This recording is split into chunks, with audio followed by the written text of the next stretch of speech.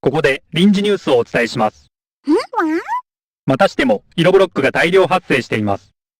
インドでも、アメリカでも、エジプトでも、なぜか宇宙でも、色ブロックで世界中が埋め尽くされています。なんだって？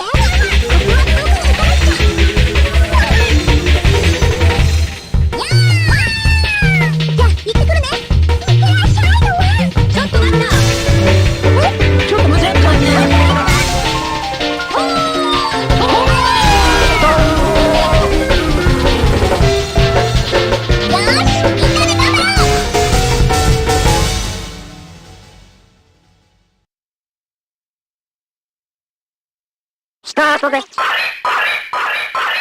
幸運。幸運。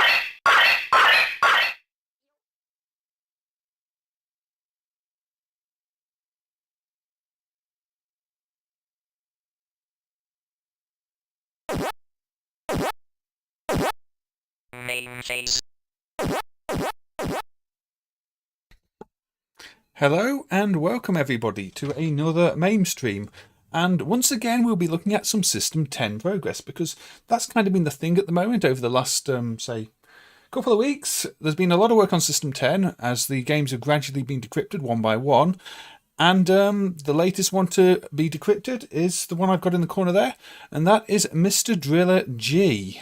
So, yes, if you're familiar with the series, you'll know that is the third entry in the arcades after the first Mr. Driller 2 that was decrypted. Say about a week ago, and now mrdrilrg, which may have been a Japanese only release, but we'll see. This definitely doesn't run in English like Mr. Driller 2 did. So, yes, hello everybody. Let me just look at who is here, because there's quite a few of you. So starting off with Cow. Yes, hey Cow, welcome Cow. Yes, say this is the whole stream. There's going to be lots of games with dirt and digging, and also to make up for last week, we're going to have some games with good doggos, because anybody who tuned in last week knows what happened last week. Anyway, Toastman Jack, welcome. Ariane, welcome again. Yes, we've got a whole lot of love here. Mr. Guru is in a whole lot of waiting. Yeah, I did schedule it about an hour and a half ago, but I just needed to do some preparation after testing things. Aussie Guy again with the facts, who can probably tell us what the G in mrdrilrg stands for. We've got Heath Sims, we've got Carla, who's going to miss the first 30 minutes, asking if we're going to play Mr. Do. Yeah, we'll probably play Mr. Do later. A question about drums. Yeah, the Tyco games were decrypted. I put some videos up, but I won't be playing them on the stream because they cause too many issues with the music and copyright matches and having to mute videos, and I don't know, I'll probably do this on a different stream when I don't care, and maybe just not keep the stream. We'll see. So, Extreme Rex here, made it early, and they've been uploading some AT Games Genesis. Oh dear, audio. I think I had one of those, it was not good. Got Mike Iris saying hello too. Got Peter Wilhelmsen, who is one of the people who has been helping greatly with the decryption here. In fact, you know, along with Samuel Nefes, they are the ones we have to thank. So if a whole lot of love has got to go to anybody, then send it in the direction of Peter and Samuel, because they've been doing really hard work over the last week. I mean, working until the early hours of the morning just to try and get these things decrypted. It's not been easy, and this last one was a complete nightmare. I think Peter almost gave up several times, but we did get there. There are like 3 that we've not managed to do and probably can't do, but you know, this one was just about pushing the limits of what was possible, so it's really, really good to see this one. So anyway, continue scrolling. I think I said hello to everybody. The G in the title means great. Okay, not a sarcastic great, just an actual great. Right, headphones on. Volume up a little bit because I turned it right down. It's on a silent screen, so I have no idea what's happening. Right, let's pop out the chat. Minimize this. There we go. There we go. How's the hole? The hole is still there. The hole needs filling in. Anyway, How's the volume? 臨時ニュースをお伝えします。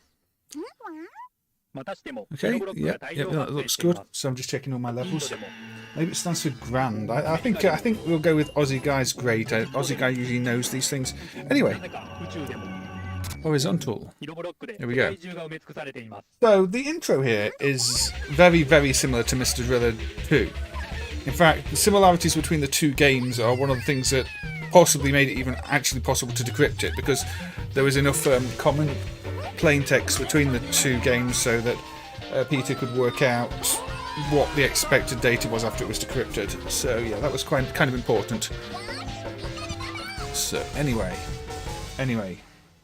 Project Driller is the nickname to Namco's creative department too. And hey, Andy Clark, welcome. And Morphew, welcome. Lo-Fi Kills as well, welcome. So, yeah, as you can see, the crack mode has been running, and this ties into both themes because Mr. Driller 2 lets you pick a good doggo. So, we can go mission. And then we can scroll over to doggo. There we go. Let's see.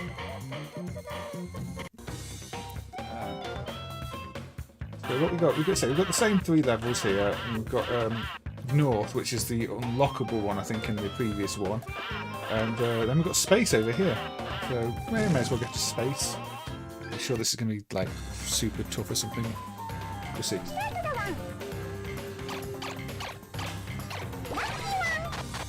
Yeah, I think this will be merged into the next release. I know Vass was looking at it and just saying, you know, you can't merge in the defaulted high scores and stuff, but you should be able to get the base code in. So fingers crossed, the next release, which is due Wednesday, should have this in. Working with the keys. You know, I played this earlier and I managed to get the 100 meters without that happening. I swear, I'm not always this bad at games. Well, that's probably a lie. Oh yeah, the dog. The dog is a new character. I don't think you can get the dog in Driller 2. And I'd say there's this new space level, but otherwise it's more of an upgraded version of 2 than a fresh game. But that's okay. I mean, you know, adding the extra content, adding the previously hidden unlockable stages by default and things like that means that if you saw this in a regular arcade, you'll probably get in a little bit more than you played before. Small upgrade. They probably could have called it 2G rather than just G.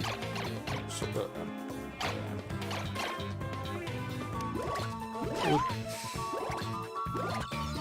Mr. Driller Gladiators. Mr. Driller Gold, Mr. Driller Ghost. I don't know. It stands for Great Aussie Guys, right? I'm sure I've read that before anyway. But you can keep finding other things it could stand for if you want.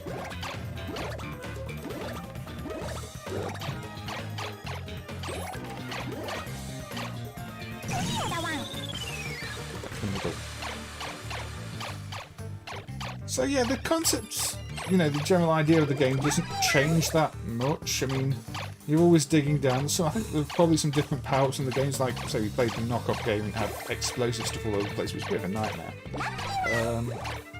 But yeah, I think Namco maybe didn't really know what to do with this formula afterwards, because even if you play the newer games, they don't change that much. I mean, I've got the one on the Switch, and I imported it for ages because you get the physical cartridge, and it's a pretty basic game. I don't know, maybe they just couldn't think of anything else to do with it, but I don't know. Is that it? Have I died? Oh dear, I died. So,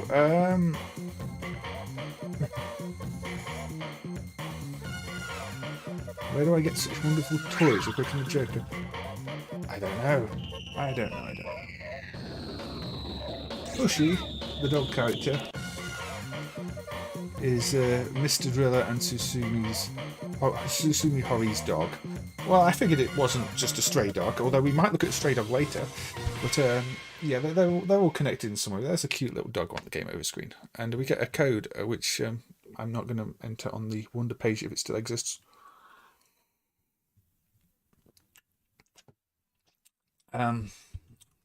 But no, as I say, you want to know who to thank for this? We've got Peter Wilhelmsen, Samuel Neves, and Windy Fairy, and of course Andreas, who did the initial decryption work back in the day, which, you know, it wouldn't have been possible really for any of this to have happened without that work. So we played as the dog, but we can also have a look at this character.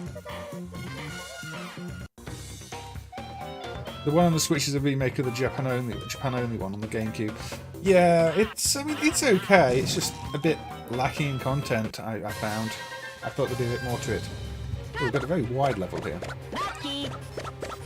Now, we did look a bit at the PlayStation release of this as well, to see if it could help with the decryption, but I think the PlayStation version is a different code base, which is kind of odd because the game runs on PlayStation type hardware.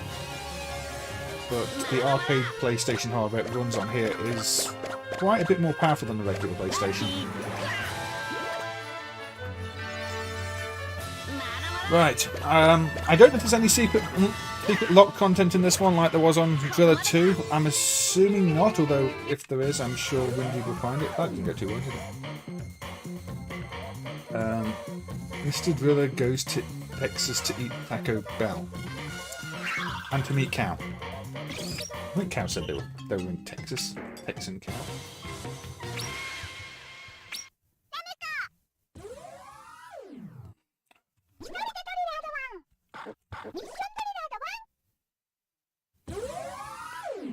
The last real Mr. Driller game was a download-only Xbox Live Arcade game on the 360, and it was a glitchy mess at launch. I've never heard of it or played it. That's a shame, though.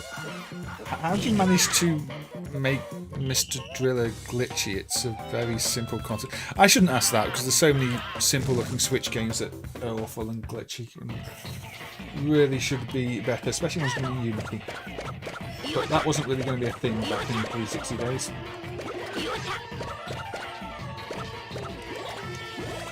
Yeah. But you've got extra characters that may appeal to you more in this. I think the newer game on the Switch, the one that's a GameCube port, does have a few extra ideas in the game, like searching for hidden things, although I'm not really sure they work well. But that's not the subject here. I don't think that one ever came to the arcades either. Was this the last proper arcade release for Mr. Driller? I think it might be.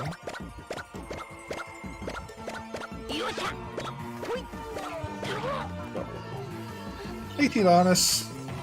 Mr. Driller gambles to get all his money back.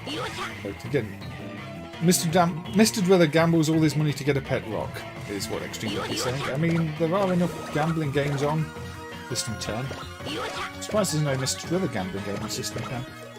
I mean, you know, you could easily make it into a gambling game, just have it so that, you know, your coins go in the different slots and they dig different directions or something.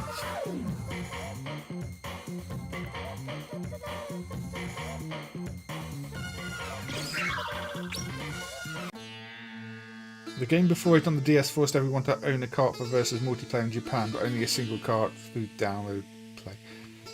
I think more multiplayer games should allow you just a single cart and just, you know, transfer the data temporarily, something like that. It would make more sense. Like, you've got a Switch game and you want to play it 2-player. It would be much better if it actually allowed the, you know, the other player to just play it if one player's got it. But I guess they want to sell 2 games. But then a lot of people aren't going to buy a second copy, and people never get to play games multiplayer, and they don't do as well. So I think that should be an option. But it never seems to be. So let's play as a robot.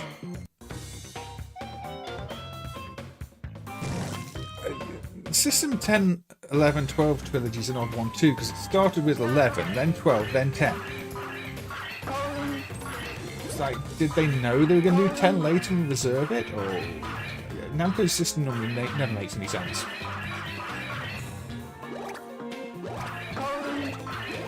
So 11 is the weakest of the systems. This is as powerful as 12, but cost reduced. Oh.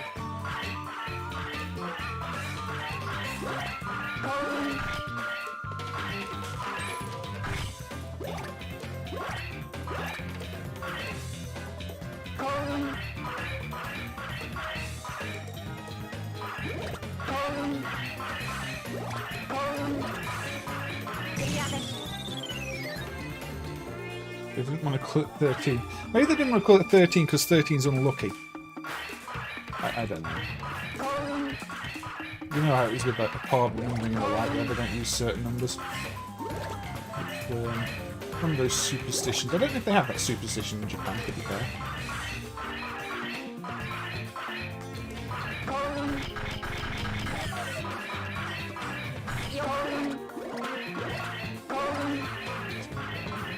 I do like the variety in the patterns on the tiles. It keeps it fresh. Although, I say, I think it could have done with more stages, more themes.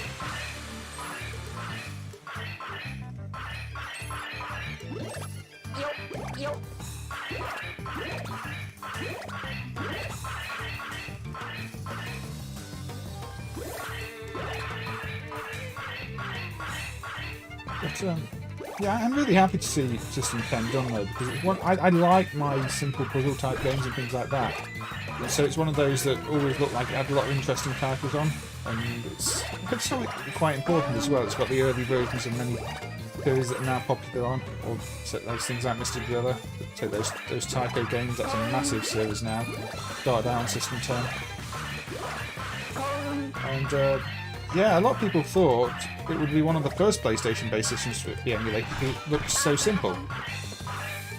It's not. Okay, the robot falls apart in pieces? That's odd.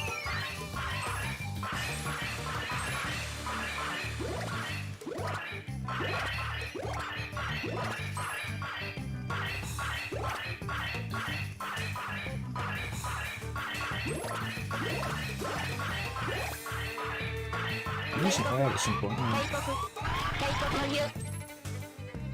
Don't get killed getting near there, that doesn't do it.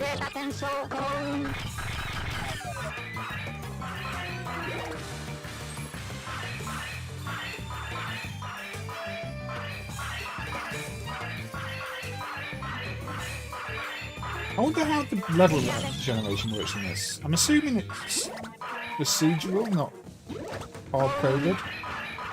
But it must have a way of working out what are good patterns and not. Unless it is a hard-coded designs, I've never really checked.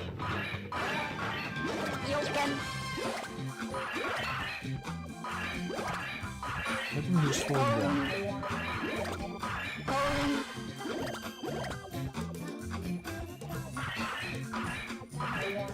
So how far we can get? I think this is a record for me, 500.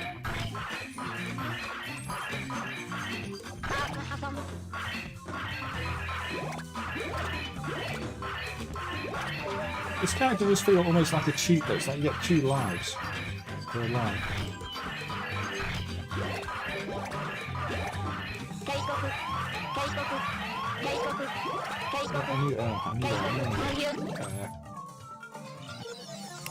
You bought a Neo Geo AES, that's going to be an expensive hobby cat. I suppose you can always run the NVS ones with adapters, can't you? Or some slightly less legal solutions.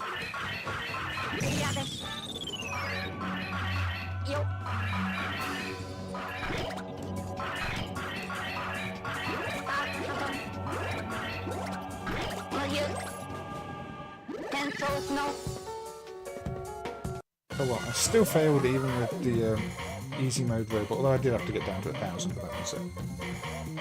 Hey, it's just so cool, is it? Evening Awesome Pandas LB, you managed to complete a race on Super Monaco GP. The arcade or the Mega Drive version, which are very different games.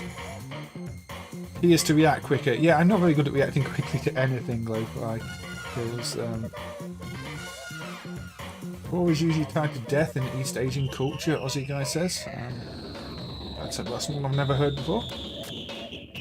And Andy Clark is in crazy New York City. Or New York Crazy City. So I'm not missing anything of it. So the arcade version. The arcade version is very unforgiving. It's strange how different the games are considering they're the same title. But as you can see, Mr. Driller G works rather well. Oh, like that. So, right. Now, I'm going to quit out of Driller G for now. We may come back to Driller G later, but we do have a fair bit to look at. Right, now this is where the fun starts. I did mention on a previous stream that I was going to try and do this. Let's fire up Mr. Driller 2 again. So, this is where... You will note that these don't boot in interlace mode by default. You have to go there to change it to interlace. Only the Japan version is interlace by default. Anyway, let's set up some keys. Okay, for the time being, these aren't the keys I'm going to play with. These are just the keys I'm going to set up for doing this. Up, down, left, right, A, B, C. Up, down, left, right, A, B. So why am I doing this? Because this game has the most ridiculous cheat code, as Windy Fairy discovered. So, what is the cheat code? Right, well, first you go into the service menu. So you can't do this on a cab in the wild, because you have to go into the service menu here.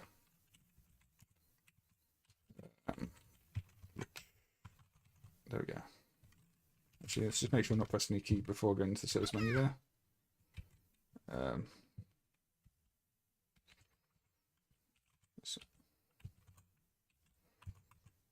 I've changed the keys now, I can't remember what I'm doing. Right, okay, so the cheat code is player 2 start, player 2 button 1, player 2 button 1, player 1 button 1, player 1 button 1, player 2 button 1, player 1 button 1, player 2 button 1, player 2 button 1, player 2 up, player 2 down, player 2 left, player 2 right, player 2 start, player 2 down, player 2 right, player 2 up, player 2 right, player 2 left, player 2 button 1, player 2 button 1, player 2 left, I think I pressed that wrong, player 2 right, player 2 down, player 2 up, player 1 button 1, player 2 right, player 2 left, player 2 up, player 1 button 1, player 2 button 1, player 2 start. No, that's it, you see, and the menu changes, and that's unlocked the extra level on this one. Although you do have to exit the service mode, so exit and save. Yeah, it's a ridiculous cheat. Did I actually save that? But that is how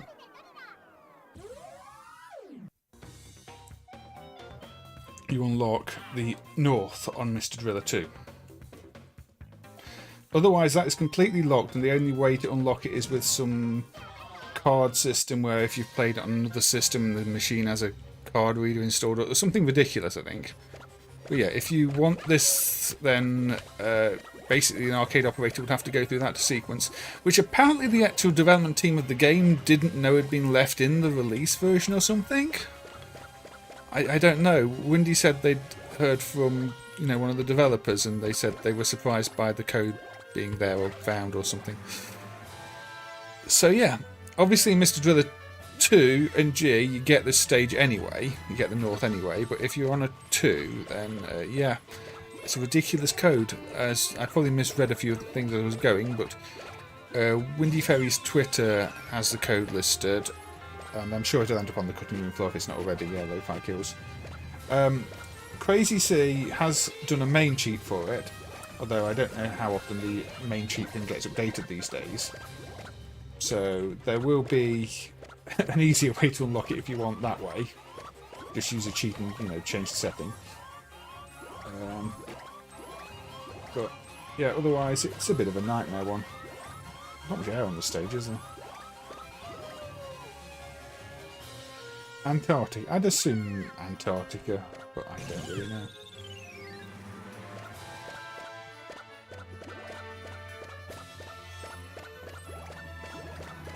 It's just the North. whatever the north is in Drillerland.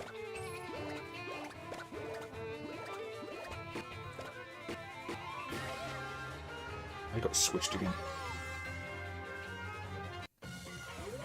And that's it. I failed the north. Didn't even get to the 400 metre line. Too bad. Start in India and work your way up. Yes, dog. I know you're trying to be a friendly dog, aren't you? But yeah, without that, it does save. So if you quit out the game, it saves the state of the cheat to the NVRAM. So once it's been done, it's permanent, unless they clear the NVRAM in service mode. Well, flash ROM. So it's NVRAM, but it's in flash basically. So yes, that's the helpful advice, Doggo. So we will be kind to Doggos this time because yeah. Anyway, so I'm not really going to play Driller 2 because we played Driller G and it's basically the same type of thing. Anyway, the other System 10 game is called Panicuru Panekuru, with different spellings of each Panicuru.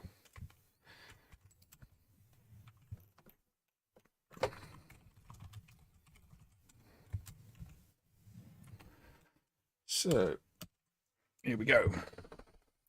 Hey, Just Boggy. No, there'll be no sacrificing of dogs on this live stream. That is why we are doing the Good Doggo stream. The extra level is permanently unlocked, Guru. So if you know an arcade operator with 2 and they want to unlock the level for everybody, they can just do that ridiculous code. So here we've got more Good Doggos.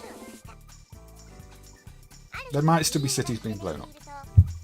I'm not sure. I haven't vetted the stream for cities being blown up. And yeah, factory reset has removed the code. There's an angry doggo, but I mean, doggos are allowed to be angry. Maybe it heard what happened last week. So, I'm going to admit I have not played this game yet. I've watched the attract mode. I've coined it up to make sure it starts. But I've not played it. It looks very much like Othello, but you're in the maze.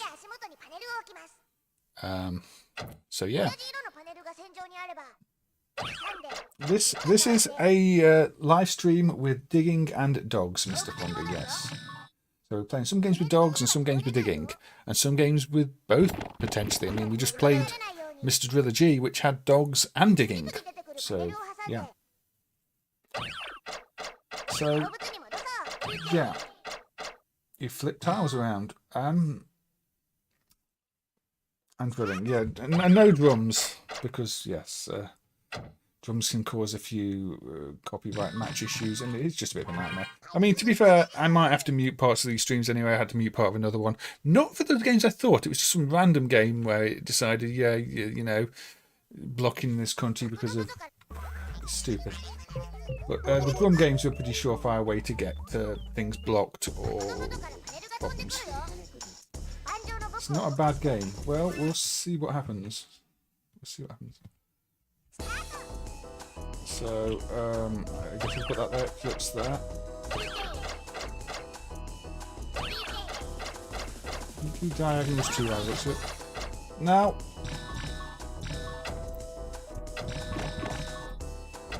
they're vanishing more quickly than I can put them down. Honestly, I don't actually know what I'm doing.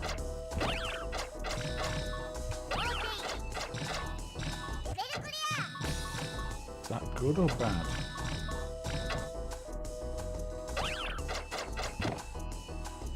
I just feel like I'm playing as both players on Othello. And that doesn't make sense. And it seems to be telling me to... Is it telling me to put things down here? I don't know. Is it just telling me things are going to appear there? Maybe I should have actually paid attention to, you know, the instructions. Rather than just going, yeah. I know how to play it better.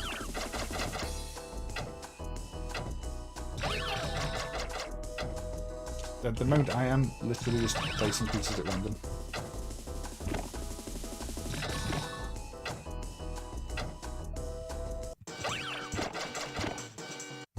I guess not getting stuck is important, so I'm trying not to get stuck. What causes them to actually vanish?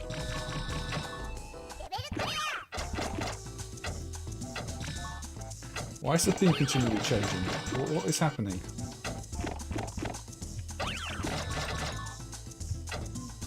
Now I've got yellow pieces too.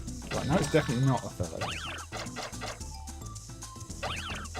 It's Othello for 3 players.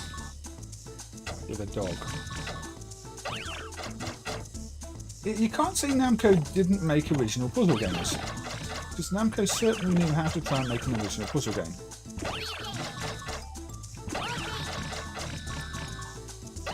I'm assuming they vanish after a certain number of them together, but I'm not entirely sure. Sometimes they don't. Blue one's pretty useless.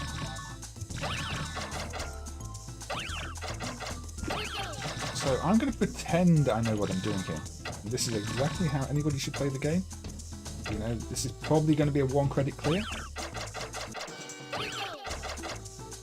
Maybe. You see my carefully calculated moves. That dog didn't die.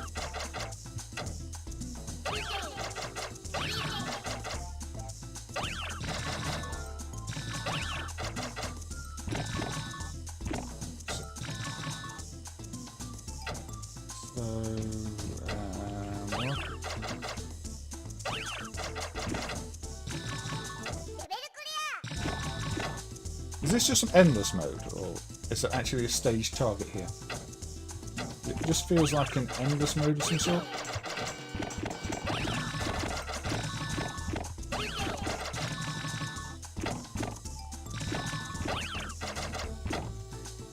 Yeah, I never played a puzzle game like this with these rules before. So are they going to vanish? No, they're not going to vanish.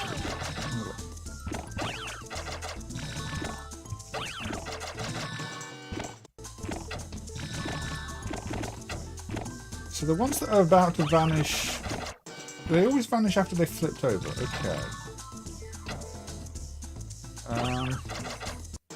Which gives you more room to move.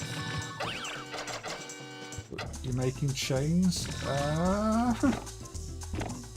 They're not going to flip over because, yeah, that's... Any joint, the other joint ones don't flip over.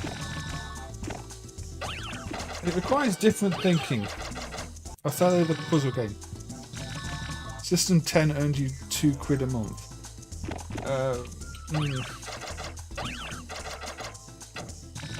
I'm probably missing the context of that. I'm guessing you do have to have a specific audience if you're going to earn much money in the arcade for them. One of the interesting things is the ones that have been dumped have all got user data in, and some of these really didn't get played that much since the last clear. Apparently I've cleared a stage or something.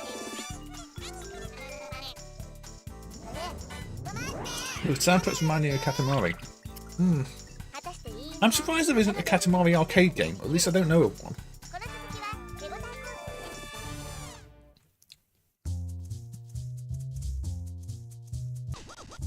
You can tell System 10 was a budget because you only counted 2 games with 3D graphics. You see, I did say it was going to be a 1 credit clear. Apparently it was a 1 credit clear. A 1 credit clear without knowing what I'm doing. I'm guessing it's a high score game. I don't think I did very well. I probably got bottom score. But there were other game modes, so I'm assuming the other game modes exist. But the first legitimate 1 credit clear on this stream, apart from Shackled, was it?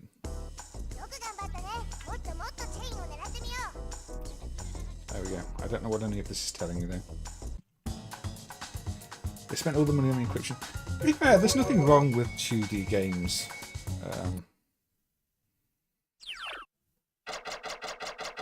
I do quite like them, and they need a platform for them. I mean, they couldn't just keep using sort of old Namco ND or MB platformers. This gives them an interlace mode at least. I mean, I'm not a fan of interlace modes, but if they wanted higher resolution looking graphics, it's not a bad system to go on. So, that was that mode. This mode. Which I don't know what's going to be different. Unless I selected this mode before. I can't remember.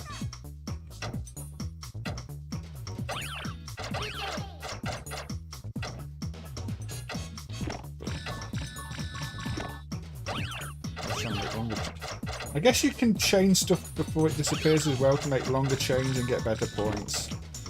I don't know.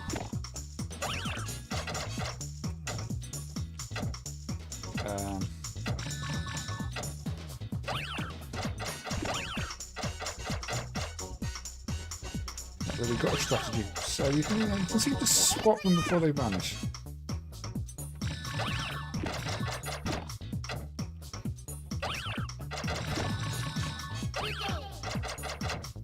Yeah, I like the library. I mean, you can say it's a small, tight library of games, but it's one that's good. Yeah, I've got to try that. Also, as I say, it's nice to have a game where you actually play as a dog, because I was looking for the dog games, and there are some, but there really aren't that many. I was surprised. I don't know if that's a cultural thing, with most arcade games being from Japan, and maybe in Japan dogs are seen in a different way. I mean, there's lots where dogs sort of are for hunting, but not so many cute ones.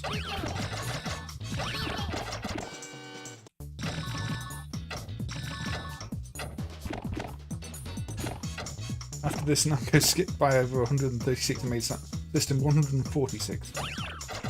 Yeah, they just picked numbers at random, I think.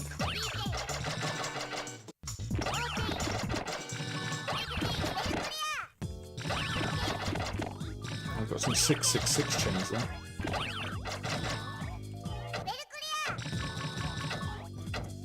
So, was this more aimed at kids then? Because I don't think I should be one credit clearing a game I don't know how to play.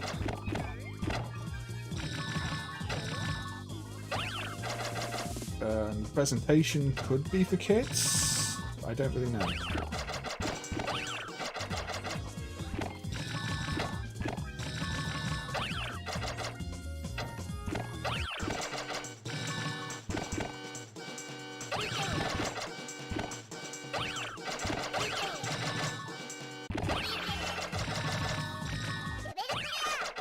Maybe it's set to easy. And this is also possible. I think I did default in service mode, but maybe the default is easy. Or maybe I'm just selecting the easy game mode. I can't read Japanese, so I don't actually know what I'm selecting from the menu. I might have selected, I'm no good at games, please just go easy on me. I don't like complain. I don't know if this was released in English. I'm guessing not. But I don't know.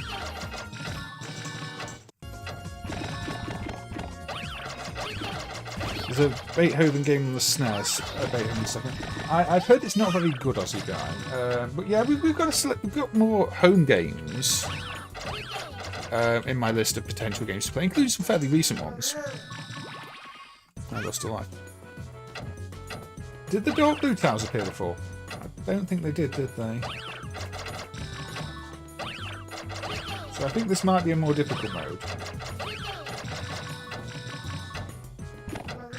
Family Dog. That wasn't on my list anyway. I failed that time, but I wasn't really paying any attention at all.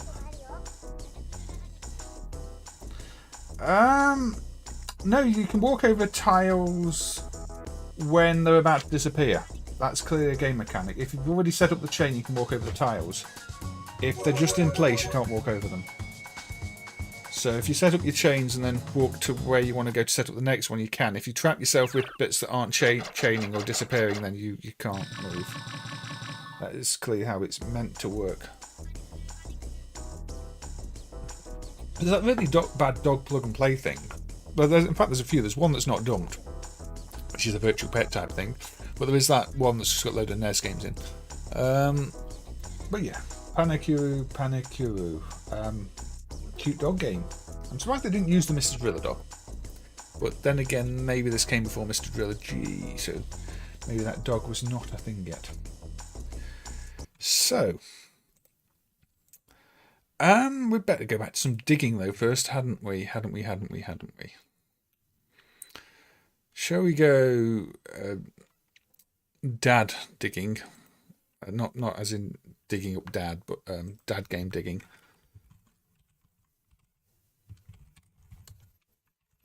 with a very, very old digging game. One of the earliest games with a digging mechanic, in fact. Panikuru's dog is owned by one of the Outfoxes, you bet. I was checking to make sure the Outfox didn't have a playable dog, actually, but it doesn't. So, yes, this one, Heiankyo Alien, is, I believe, a game that was actually originally developed by a bunch of students and then became an arcade game. I don't think there's any sound unless you've got samples, and I don't think I've got the samples installed at the moment. But yes, this is a very simple dig holes and have enemies fall into them game. So it takes a couple of hits to dig the bowl. It's like it's almost certainly the game that would inspire the likes of Space Panic. It's an overhead sort of version of that idea of digging holes and letting aliens fall into them and then filling the holes back in. So here we go. It was also reworked and re-released as Digger by Sega. So this is the original version. I did play this on another stream, yes, Mr. Phone Guy. There are going to be a few games I played on other streams because I think I did do a stream with a bit of digging stuff at one point. So I just thought it's worth highlighting again because it's an important game. From 79, so you can tell how early it is. This whole concept of, you know, getting aliens to fall in holes is one that was used an awful lot. Problem is, they get out the holes really, really quickly. So if you don't get there in time, that happens. And there we go. We go to heaven. Assuming. It's remade on the Game Boy. Wouldn't surprise me. I mean, there's been lots of games with very similar mechanics over the years. It's just a case of not trapping yourself in the holes. Can we get this one in time? No. No, we can't. My game is over.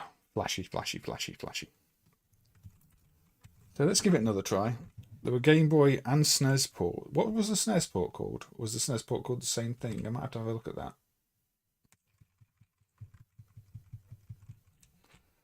Is the SNES port going by the same name, or is it? Did they rename it?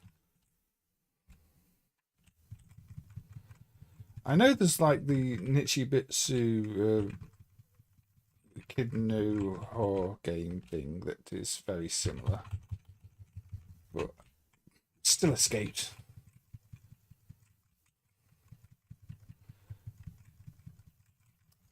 It's on Nichibitsu Arcade Classics 2. Yeah, it's probably that one then.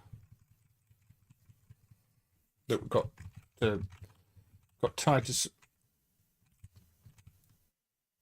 Seriously, these aliens are getting away. I might just hold the button, not tap it. Oh yeah, that's what I'm doing wrong. Mechanically, you can tell this is a game from 1979. It doesn't quite ever work as you expect because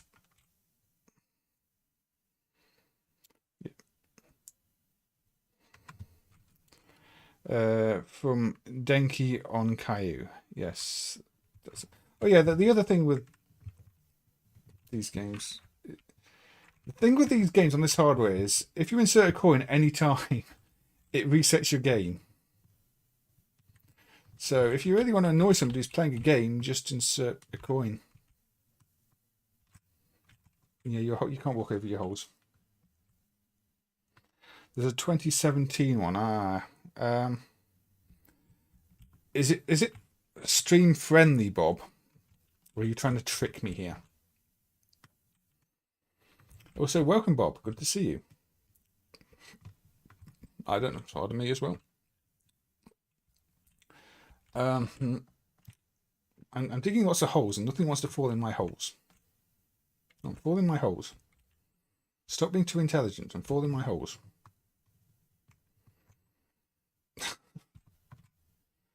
Who would have thought digging graves would be so much trouble? Aha, got you. There we go. I got one.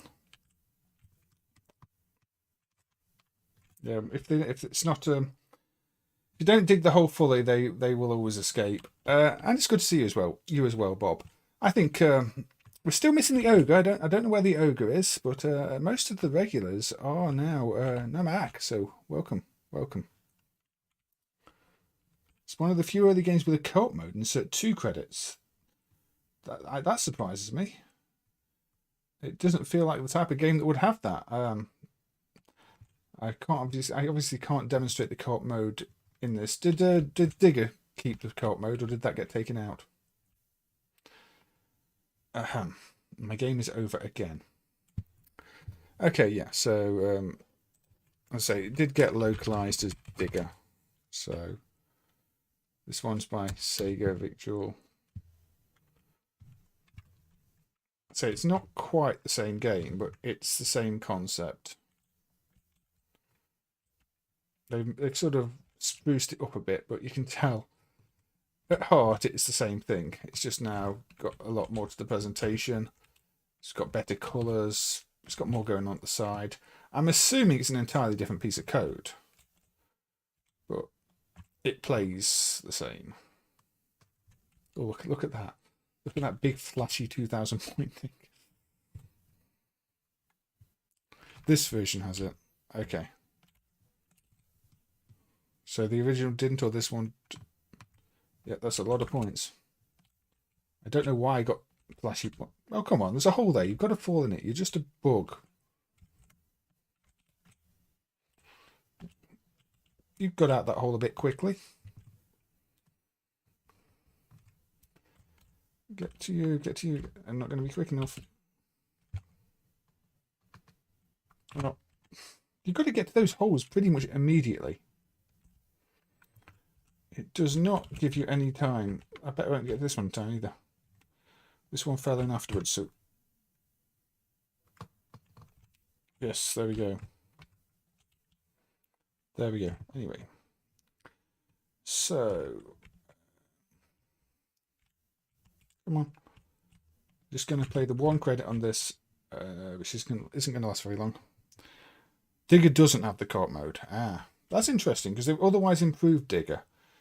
But considering how the system resets if you insert a coin, because it generates an interrupt which resets the game, maybe there were a lot of people trying to play 2-player games and just resetting the game by doing that. So maybe they took it out to avoid people going, "It stole my coin, it stole my coin," or something. Anyway. There should be a coin lockout. And if there is a coin lockout, then it's not emulated. I don't know. If you're not connected to the coin lockout, then yeah, that will happen. It's very early. Things weren't quite standardized at that time. Sorry, what were we talking about? Giant lice. I missed something. It's no GB. I've only got this on Talk Chat. Maybe I missed something. And you're fighting giant lice. I don't know what you talking about giant lice there for. Lo-fi kills. Space Panic been played yet? No, it has not. Space Panic may be on later. But for now, we are going to find a dog game. So I think we will go with bootlegginess that's not bootleggy. It is bootleggy. And play a bit of Playmark's Super Slam, which is also a Namco game. Oh, the creatures in Digger look more like lice. Yes, they do. They do. So this game is actually a massive hack of Super World Court, as I've said before. It's a very naughty game in that sense, but Playmark decided to try and release it as their own thing called Super Slam in 1993. And it has Dog, the Aussie Open, the Aussie Guy Open. Heiankyo Alien is pretty good. Yeah, it's nice. It's alright. I think they get out the holes a little bit too quickly. So let's go with the Aussie Open for Aussie guy then. It's still doing this thing where it corrupts the thing though. I thought that had been fixed. There was a weird patch to try and stop that happening, but apparently it still happens. So it might just crash on us again actually. Maybe some of the levels still don't work. It didn't happen for a long time, then it started happening. And yeah, I don't know. It seems it's one of those, I think probably works by chance on the hardware.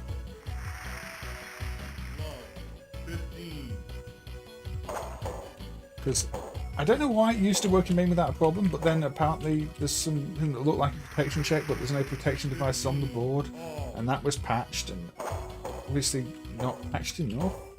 I don't know. We'll see. The problem is it's such a bad hack. It's lots of nonsense code in it. 15, 30. Yeah, the Doggos collision box is all over the place. There's an advert for butt beer up there. Do you want some butt beer? Yeah, I don't know why the dog doesn't have a tennis racket.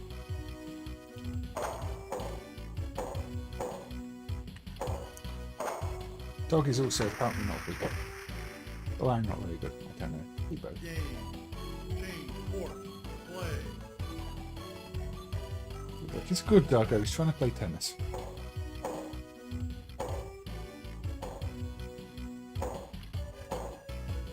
Net. Woof, woof, woof. 15.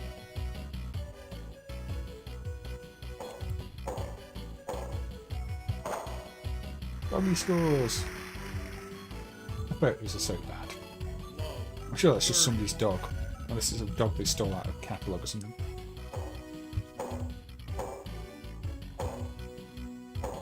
I'm guessing, knowing these games, it's probably one of the programmer's dogs. 15. 30. Dog thinks that was unfair. He hit the ball back. Ball. But there aren't many games where you get to run around as a dog. Not the only tennis game with a dog, though, as we will see shortly. Net.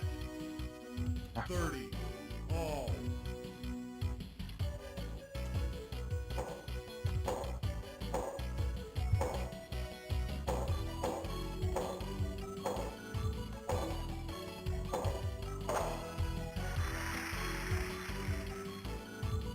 There is an MCU on this, but it's for sound, not protection, so that's not related to the weird corruption and resets that sometimes happen. Code is just terrible. It sort of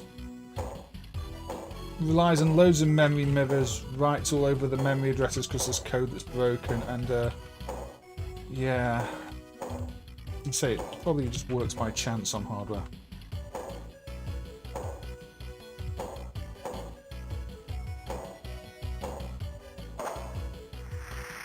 Computer's a bit aggressive considering.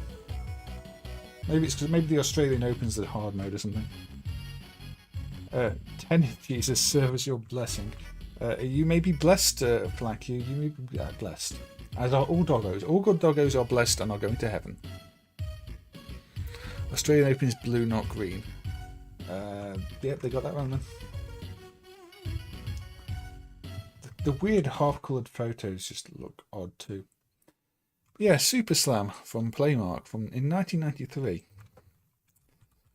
But wait, we are not done with tennis. For there is Capcom Sports Club. Oh, no, sorry, I need to relaunch that because I need to do something. Bet John is proud against winning. Proud of winning against a literal dog. Yes, John looked very happy considering he just beat a dog. Has tennis gone too far? Right, so this one. We just have dogs. It's a no attract sound by default.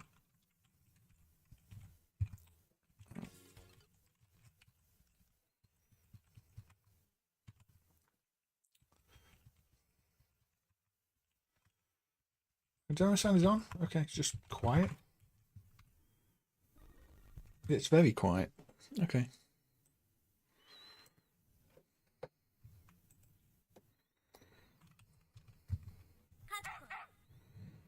Oh, you see the dog down there.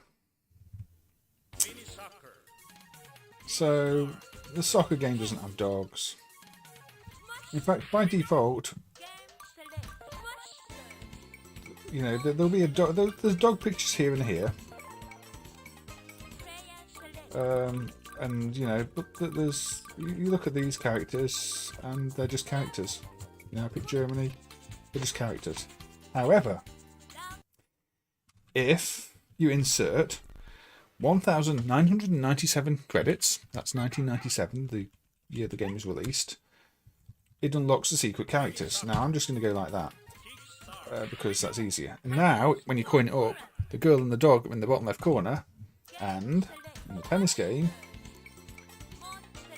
secret characters are available. So you go to the middle here and choose one of these and get the heart flag, because you know it's the whole lot of love stream. And what happens is you have a little dog. I mean, the dog's not playing tennis, but the dog is certainly helping. Dog walking needs the JVS emulation for the custom board. It doesn't boot, it just complains that the wrong device is connected.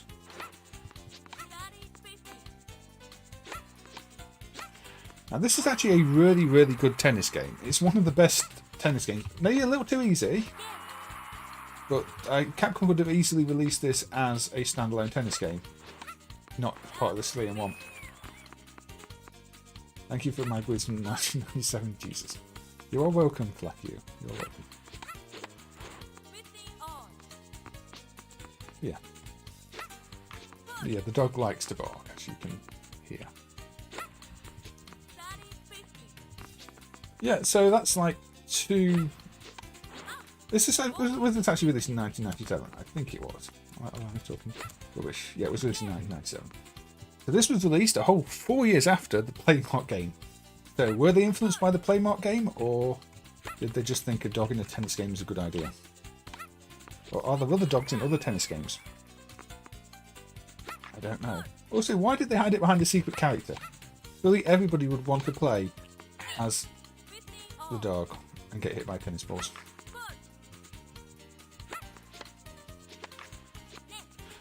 Apparently I'm getting worse at this.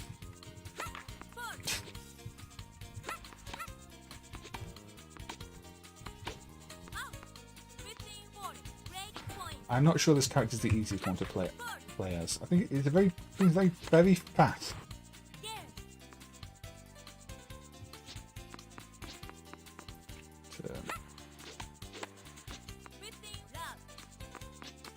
I think the dog is probably just distracting her. I did not miss. I hit her in the face.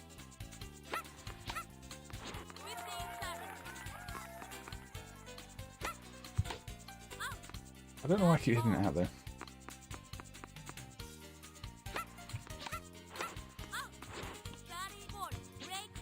Break point.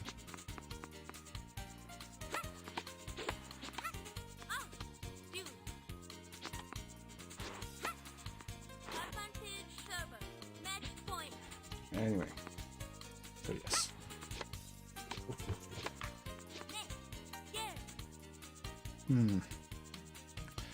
Hey, is that Henry McHenry? I've got a window in the way. Yes, it is Henry McHenry, or Henri McHenry, or Henry. I don't. Are you Henry McHenry or Henry McHenry or Henry McHenry? Advantage dog. Welcome anyway. Good to see you. So yes, let's continue. And Dreamcast games aren't going to run fast enough to play, and I don't have a list of Dreamcast games with dogs. This is the Dogs and Dirt stream. And I'm not playing the Dreamcast Mr. Driller. If it runs.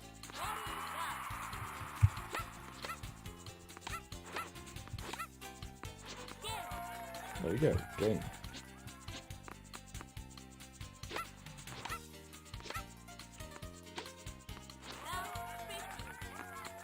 Now, are we going to do a dog game next or a dirt game next?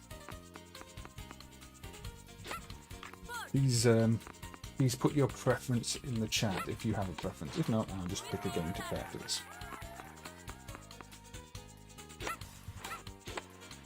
This is not jewel or junk, it's dog or dirt.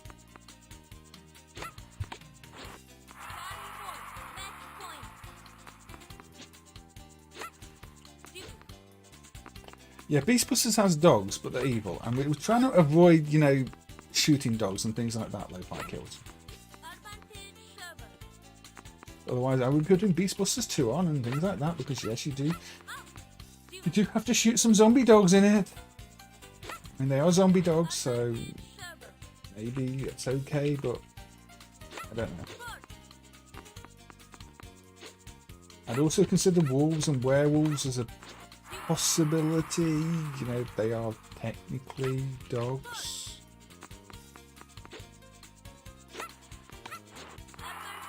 Plump Pop, yes, that is on my list, Aussie guy. That one is on my list.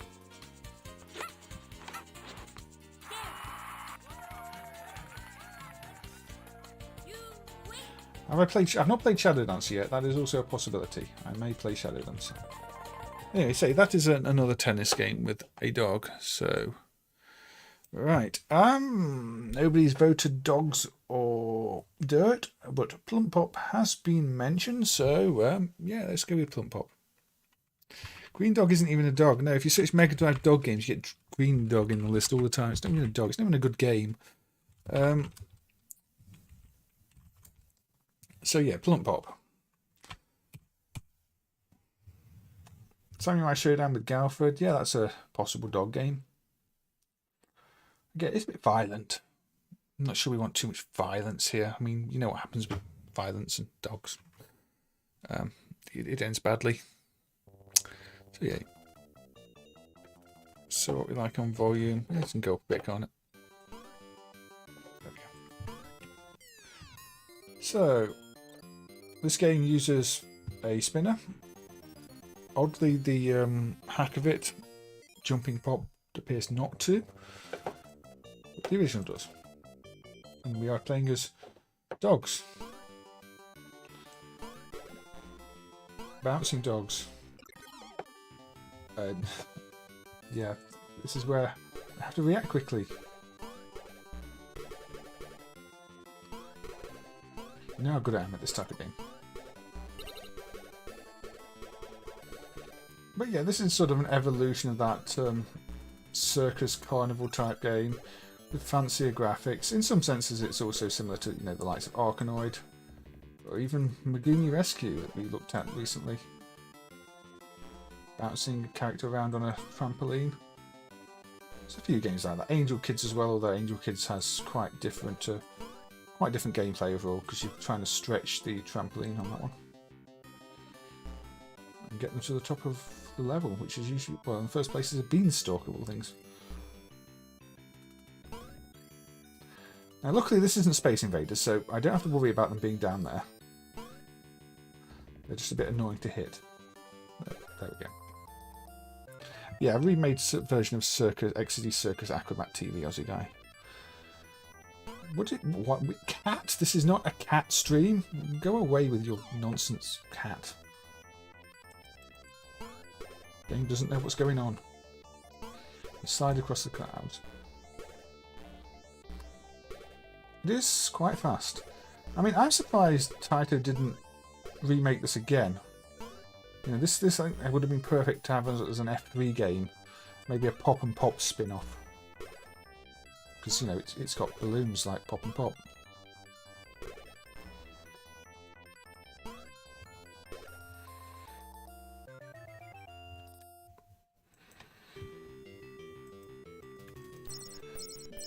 So I think we're going to have to do a dirt game after this because this was a dog game.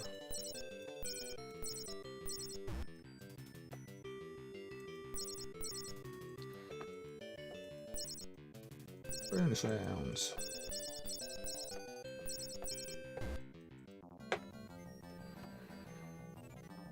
Is Pop and Pop on F3 related? I don't know. Maybe it isn't. Maybe that's why it's got balloons in the first place.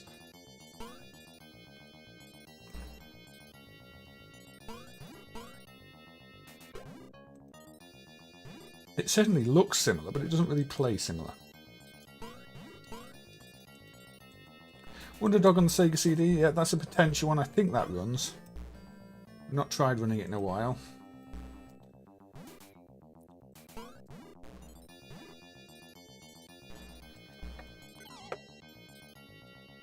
Continue game. Yeah, let's continue once. I forgot it's one of those Taito games where you have to hold down start and press the button to continue, otherwise it doesn't continue. I don't know why they did that for a while, but there are some Taito games where unless you're holding down the button and press start, it game over you instead of continues. What controller am I using? To play this one I'm using a mouse. To play some games I'm using a keyboard. And to play other games I'm using a PS4 DualShock.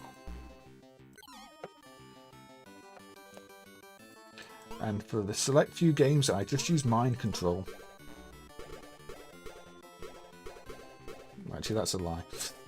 But I have done done a imp replay before, which is effectively mind control. But no, that requires even more preparation. If I really want to demonstrate something specific, and it's a game I'm bad at, like say that Micon kit, maybe I could have played it off stream and recorded an input file of me actually getting somewhere.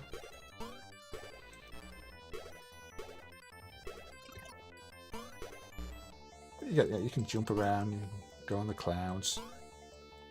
I believe this has a cheat button that isn't mapped by default, where it just follows the thing. Let me check. Yeah, P1 warp cheat. Oops. Okay.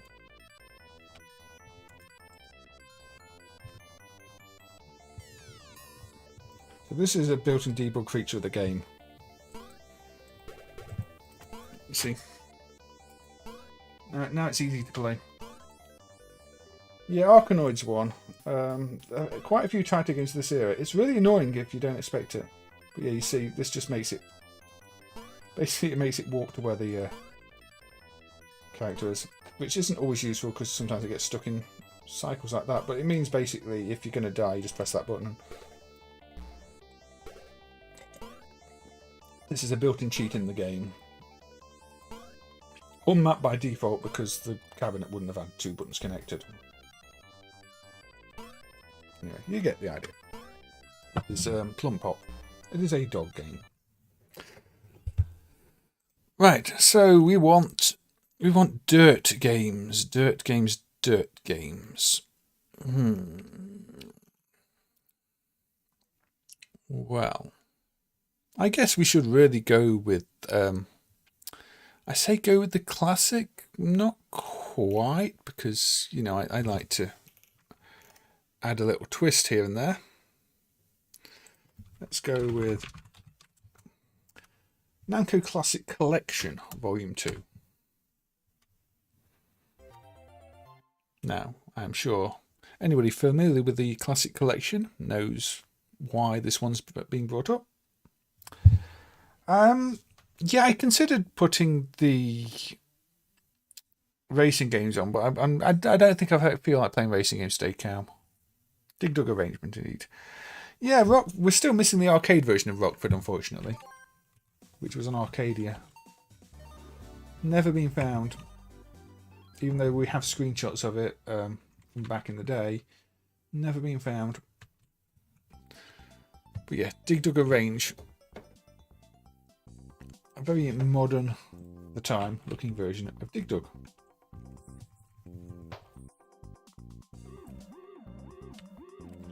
With updated graphics and some new gameplay mechanics.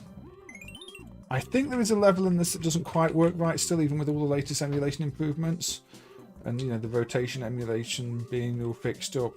I think there is one level that still kind of glitches out a bit. I don't know. It's kind of remember there being a bug report about it. Dig Dug with realistic sediment layers. Yeah, it does have a slightly, maybe too realistic look to it, but I think they've done what they can. Big rock up easy. The big rock. Down that goes. The rock, I'm assuming the rock was screaming, not the enemy, but maybe it was meant to be the enemy. So, you know, I don't really associate rocks with being able to scream. You're not getting away.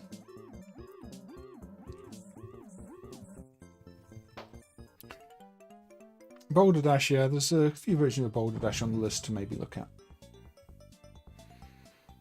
You remember playing this on PS2 through Namco Museum?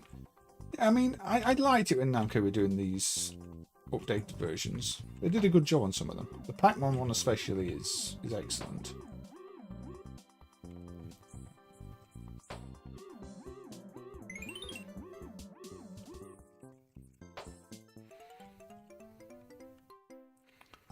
The enemies were screaming. Maybe the enemies were screaming, but it could have been the rock. Rocks don't like to fall from great heights. That's for your pet rock.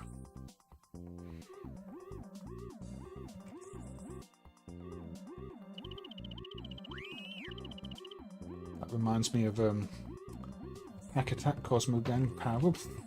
Well, not power-ups, but the pack pieces that drop. Again, another Namco game. The map glitches when you get to level 30. Is that it? I know that it still marked as on emulated protection, but I'm assuming that's a video emulation fault, not a protection fault. Is it unplayable or is it just a glitched map? Maybe it's one I should look at. Because I do like to try and solve little bugs like that sometimes. And I can't imagine it'll be the most difficult thing in the world to solve.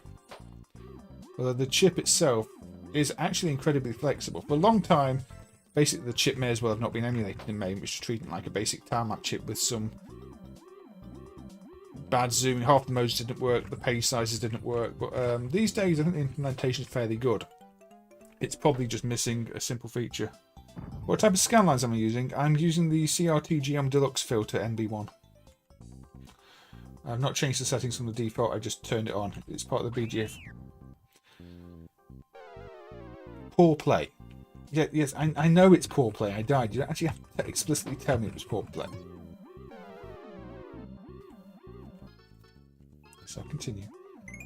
There are more enemy types and Dig Dug, more level arrangements. It is a proper sequel. I like Dig Dug 2, but it can't be denied Dig Dug 2 was a significant departure from Dig Dug. It was not really the same game. It was overland, you were chopping off bits of the maze. It was a really good game, Dig Dug 2, but it's not really Dig Dug.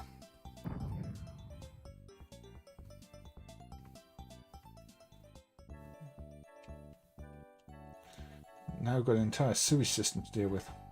Which doesn't look like a very good sewage system because there's big holes in it. That enemy explodes. Let's not do more poor play.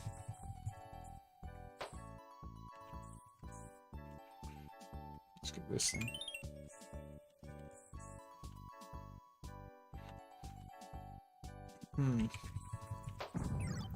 There we go. You see, I managed to take out two enemies with one. When are they going to put out Dug Dig? I don't know. Maybe you should write to them and suggest it, Toastman Jack.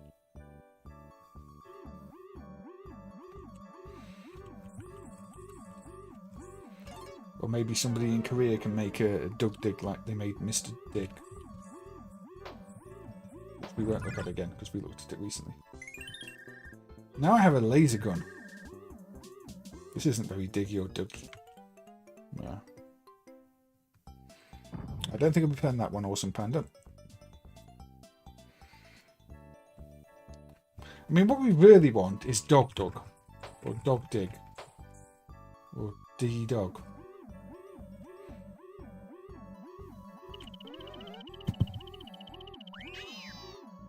I didn't know that killed me, okay? I thought it just killed the enemies. Zigzag from Lax, yes, a poorly made bootleg. See, I still got to call it a bootleg because while it steals the graphics, they rewrote the entire code base. It's not actually a bootleg of the code. It uses no original Dig Dug code. It's basically, you know, a port of the game to different hardware without using the original code, even though it's the same CPU. I really don't know. That happened for a few games. It's very strange. Need a do-wah diddy dang dig duck. I think you're getting tongue twister territory there. The protection used to be that at least on Pac-Man, that it would reset randomly, but I don't think that's happened for a good 10 years.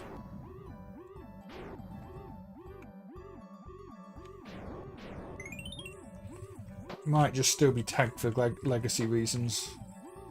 Or maybe it's just such a nasty hack to work around the protection that it's still tagged. I don't know. But yeah, Dig Dugger Range. I kind of like this one. I probably should look into that level 30 map bug and see what happens. No, Bob, I've not played that one. I may play that one at some point. I'm not sure.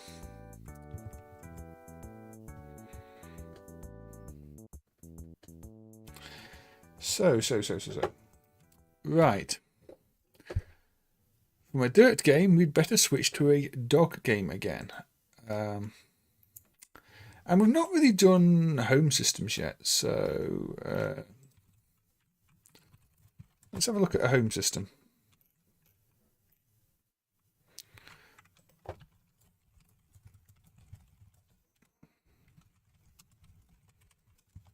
Right, here we go. I'm assuming this is meant to run on the NTSC system, so it maybe doesn't, but we'll see. Now, this isn't going to come up down the bottom as the game name because I've not added the software list, but we are going to play a C64 game. WinFN. I think that's how you load it. Right, C64. We're loading a game off disk. Takes about as long as loading a game off tape. So have fun, everybody. Huckleberry Hound has an Amiga game. Amiga I'd have to test beforehand. MameHaze Amiga emulation is pretty bad. Better than it was, but still pretty bad. Yeah, C64, Commodore really messed up with the disk drive, didn't they? It takes so long to load everything. Alpha Denchi's Talbot has a dog. Yep, that was on my list too, Aussie guy. So there's a lot of games, although shall we have a talk about some of the other ones that I've got on here? Little Computer People, that's not the one I'm loading, but Little Computer People for the home system has a dog. I believe Sleepwalk on the Amiga has a dog. Parappa the Rapper, I believe, is a dog, but that's a music game, so I'm not going to play that. Super Slam, which we played. Poto Poto, the Sega C2 game, has you're facing a dog in the first round. It's a possibility. Baku Baku Animal has all the dog bone symbols. Windjammers has a dog in the bonus round. In terms of wolves, there's Altered Beast, Metamorphic Force, Bloody Roar. The Konami Crazy Cross games have some dogs. Dog enemies, we've got things like Fancy World. It's not too violent. You have to type run, I think you do. Yeah. Anyway, here we go. So this is a fairly recent game called Scout the Stray. So let's find a way to that.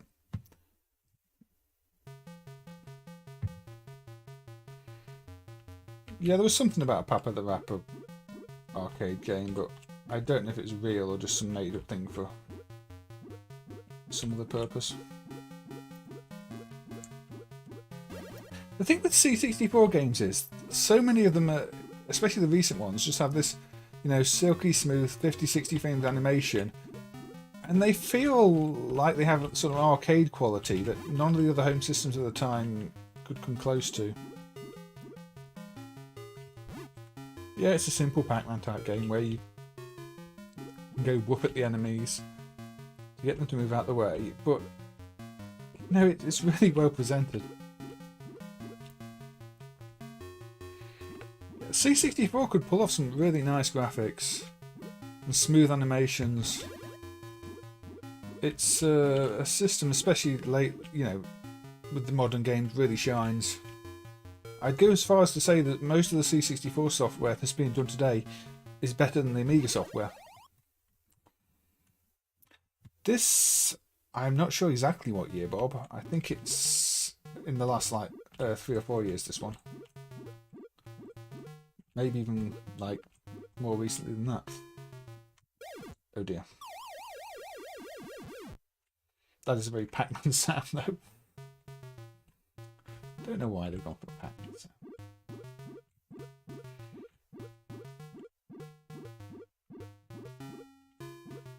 I did say we might have the odd stray dog, and you know, stray dogs can be good doggos too. You just don't have a home. But yeah, your wolf meter has to recharge over time, so you have to be careful about where you go and don't get trapped. Pac-Man and Chomp Chomp has a dog. I did not have that one in my list, Aussie guy.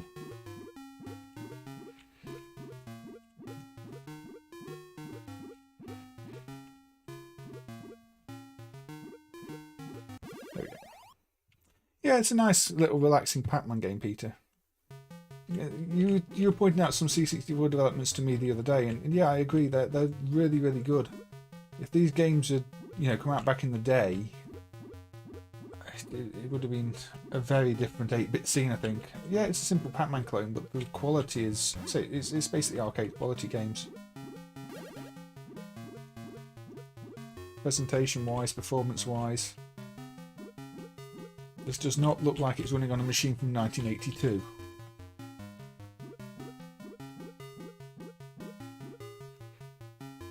The export version of Pac-Man, yeah.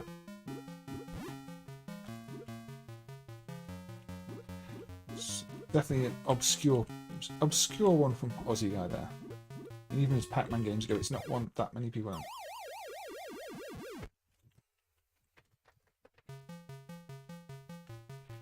But you know, I do like to cover home system games in these streams too. And you know, especially some of these new developments, because it's worth shining a light on the scene of today's scenes, what people are creating.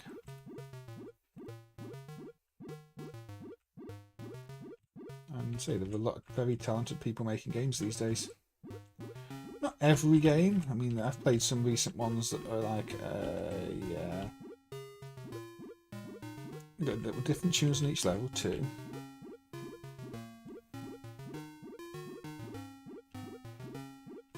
The music reminds you of Magic Jewelry on the NES.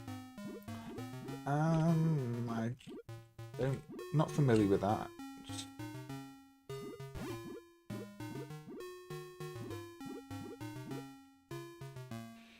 Maybe I am from a plug and play, but I don't know. The SID chip itself just has a really nice sound though, more so than the NES APU. Do Naughty Dog games count? Naughty Dog games have a tendency to be a bit naughty, so maybe not. Although, you know, they do have a dog on the splash screen. I was disappointed that there doesn't seem to be a dog in Aero Fighters. It's one of those things where I could have sworn there was a dog in like some of these shoot 'em ups, and then you play Aero Fighters and think, yeah, there's a dolphin, but there's no dog. Didn't have any wolf left. It's bootleg NES port of columns. I must have played it. I just don't remember the music.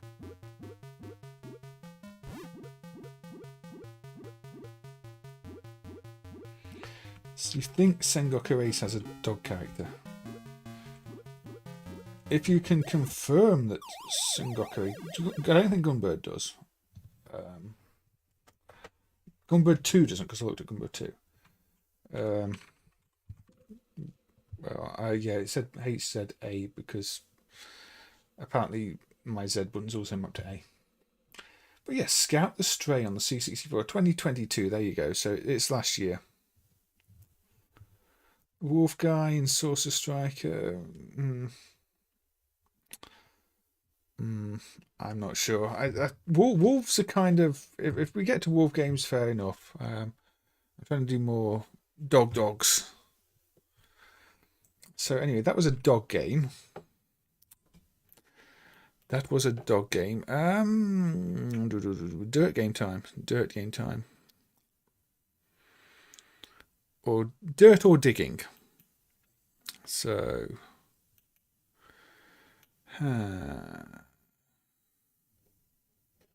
Okay, Nobody's expecting this one. I played this on stream before, but Crazywar 2002 era. The wolf guy in Dinner who is a secret character. Probably need a cheat to unlock it. So this definitely has you digging around in some dirt. Scooby-Doo, yeah, the Scooby-Doo games. I did consider some Scooby-Doos. Anyway, this is going to be probably either super quiet or super loud because of the sound chips. Yeah, Performan, that is on my list. That is a game that definitely deserves highlighting. It's a almost forgotten Toaplan game because it's not got Toaplan on the screen.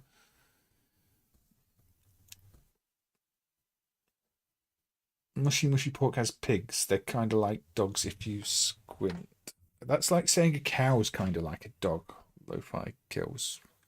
So as you can see, you dig around in dirt in this. What's the sound going to be like? Okay, quiet, but move joystick using prime character power. Yeah. Don't think it's got a dog character. Has it got a dog? No, I don't think there's going to be a dog character. That's close enough.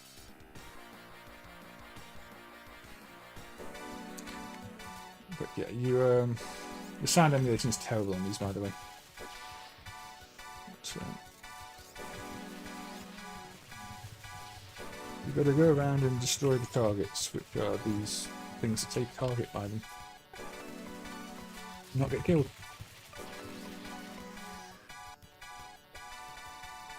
That didn't go very well.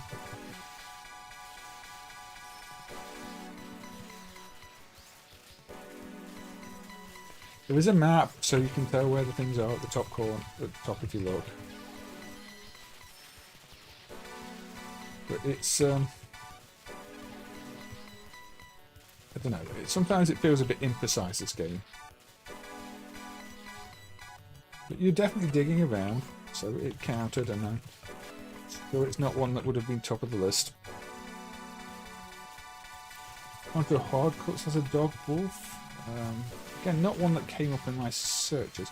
There's probably going to have to be a second part to this stream then, with some of these suggestions. Because I was looking for suggestions earlier, like yesterday, and didn't get many. That was on Twitter, and not everybody is on Twitter, especially these days, because the platform has gone a little bit rubbish, to be polite.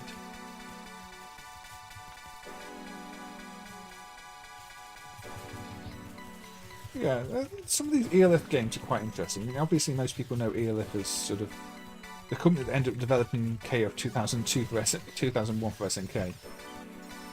But they had their own platforms and their own. They were quite big in Korea. Well, obviously, it must have been quite big to sort of get involved with the KOF stuff. There are a lot of games that sort of feel like Korean PC games. In fact, some are. I mean, if you look at Fortress, which is one of the games on the ELF platform, it's even getting a new release again on the Switch. There's like Fortress S coming out, which is probably going to be in Japanese, but it's strange to see, you know, a series you might think is nothing or just a random arcade game from Korea. It's actually part of a, you know, a more well-known series in Korea, and it got an arcade port thanks to ELF back in the day. Sengoku Ace has a canine character, but you're not sure if it's a wolf or a dog. That is tricky sometimes. I mean, there are some games where I've not really been sure at all. I mean, I could have sworn that Brutal Claws of Fury does, but it doesn't. I thought that what was it? Another I've forgotten the game now. Freeze by Atari. I thought that had a dog, but the service mode lists what the characters are, and none of them are dogs. So, yeah, anyway, so I think this game you have to sort of concentrate when you're playing it and have a strategy, otherwise you just get shot, and it just feels like constant energy drain, really. It's well presented. I'm just not entirely convinced it's the most compelling gameplay. It's just mashy.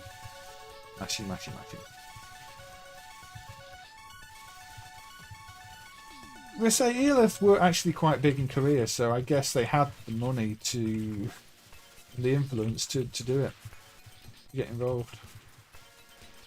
I think KF was quite big in Korea. Just be thankful it wasn't the company that made Fight Fever, because that would have made for some pretty bad King of Fighters games. And I know a lot of people don't like 2001, but I don't think it's terrible. It's not my favourite, but I'm not good at fighting games anyway, so I tend to go on which game has the best backgrounds, and I like the characters more. And for me that would be 99, but I don't hate 2001. It's not completely bland in terms of background graphics like, say, SVC Chaos. I've heard of Rocco's Modern Life. I don't know if I've ever sat down and watched it. Sometimes you did just watch those things to pass the time. But I don't know. Don't know much about it. Anyway, yeah. Crazywar by Eolith. I think this game has some redeeming qualities. I just never really sat down to play it enough to develop a strategy.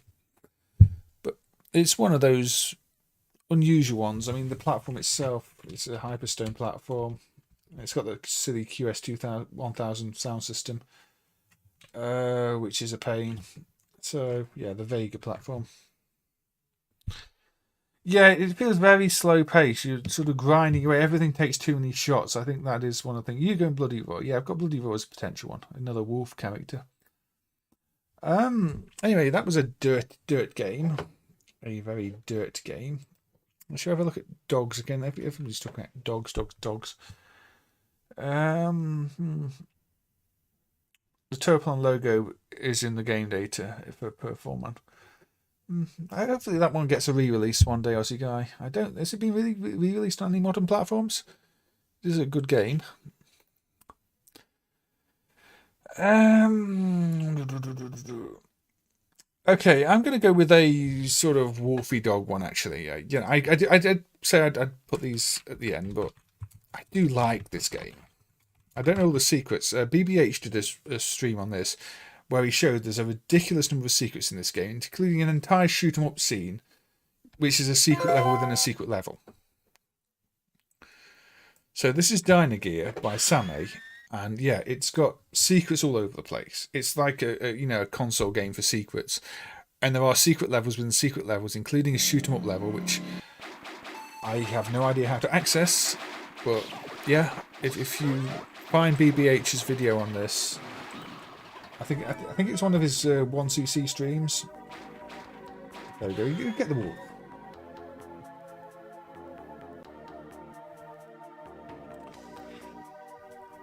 But yeah, it's got multiple endings too. It's this is one of those games that had far more put into it than you'd think for a game that nobody really knows about. It's another one of those that I think should really get a modern re-release, like, say, Osman has recently.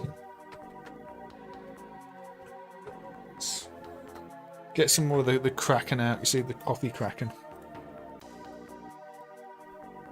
It's in copyright hell. Oh dear. You think it's with one of the M2 releases? There's conflicting info there. So yeah, Dyna Gear. It's a wolf, but it's almost a pet wolf, and we tend to associate dogs with being more domesticated. So I don't know. These people like domesticated wolves. That line scroll effect is used all over the place in this game, by the way. Before I emulated it, that line scroll effect, I thought it was just used on the title screen. It is used for entire levels. To wave the backgrounds around. It's used everywhere. And when you get hit, yeah, if anything, it's overused. This does have a kind of strider feel. Not like climbing vertical surfaces, but you are hanging onto things and jumping up and jumping up higher.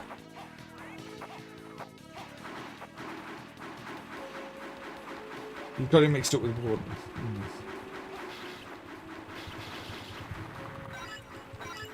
But yeah, these could easily be dogs and it would still work. I don't know if this is a good weapon or not.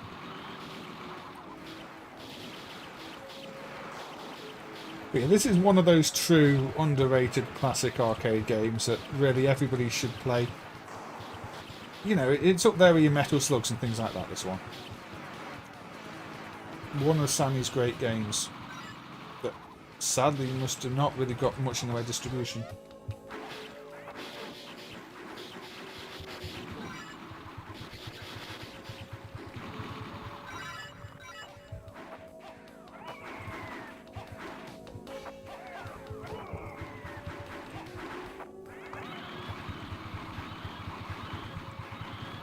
It's a really good game, Toastman Jack. And say it's got a lot to keep you coming back to. All the secrets, all the different ways you can go through the levels. There's a lot of verticality to the levels if you look around. It's a big game. Much more like a console game than an arcade game. You know, Metal Slug with 3 levels of excess.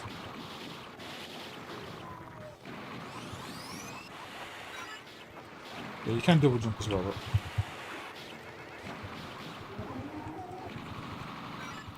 I'm not sure if Gmode has the full rights to it or the current Toaplan. I'd assume Toaplan because they developed it. I mean, maybe Data East have the right to the name. I can't read Spanish, so can somebody wants to translate. This dinosaur is our friend. The SSV platform on which this runs is actually a really good hardware platform too. It's again, nobody really sees it as such, but it's a very capable platform. You could have easily had like most of the CPS3 type games on this platform.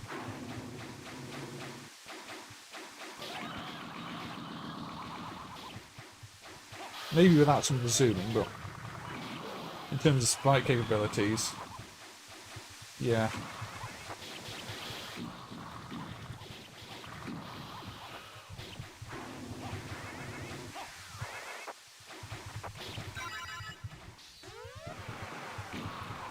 In Power Instinct there's a dog called Poochie. Is that a playable dog or just a sidekick dog? And I'll take notes for that. Yeah, I don't know if the slowdown happens more on a PCB or not, because the V60 timings probably aren't accurate. So it might not be wise to just a slowdown, but oh, we've not picked the dog. We've picked Roger this time, so sorry. But Wolf is gone for a bit. Space Invaders 95 you can play as a dog. All these games are coming out now that I didn't have on my list. Wow. So I'm going to have to try and remember these, which I may not after the stream. But Space Invaders 95, I like Space Invaders 95 actually, and that might be one worth putting on. Didn't realise you could play as a dog.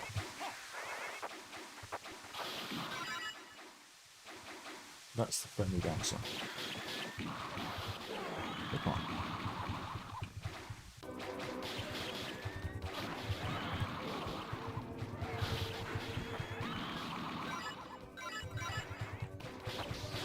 I think I should put Space Invaders 95 on in a bit then. Maybe not next, so the next game's going to be a dirt game, but yeah. This thing. Oh, I died.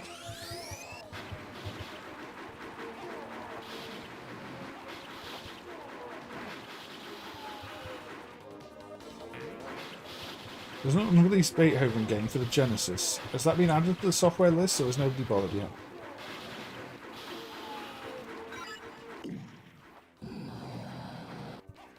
Climb wall. Sorry, there's nothing in the box. Jump on mushroom. Multi-part dinosaur necks. Yeah, that mushroom's a trap. It just jumps you straight into the dinosaur. That's a bit mean. So just climb the walls, it's safer. A lot safer. The spaceship has crashed.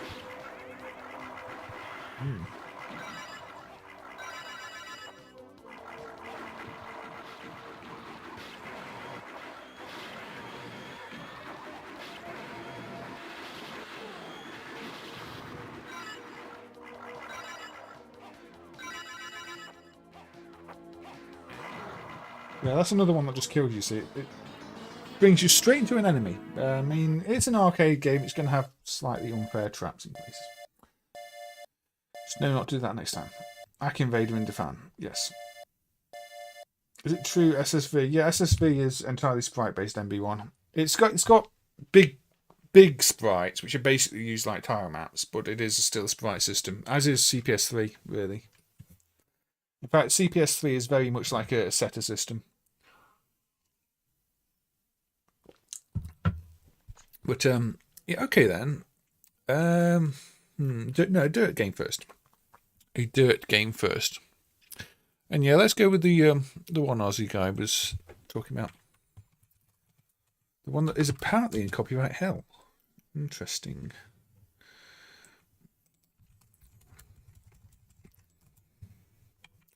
Performan. Now, there is a US clone of this. For some reason, the US version is a clone and not the pen. I don't know. Anyway, Performan. Developed by Toaplan, even though it says Data East at the bottom. I have played this on stream before. I enjoyed it. I can't quite remember how to play it, though, because it's been a while. But it does have you digging holes. And I remember I liked it. I played it afterwards as well, but it's been a little while. Top is 1889 instead of 19 something. Interesting. There you see, you go underground.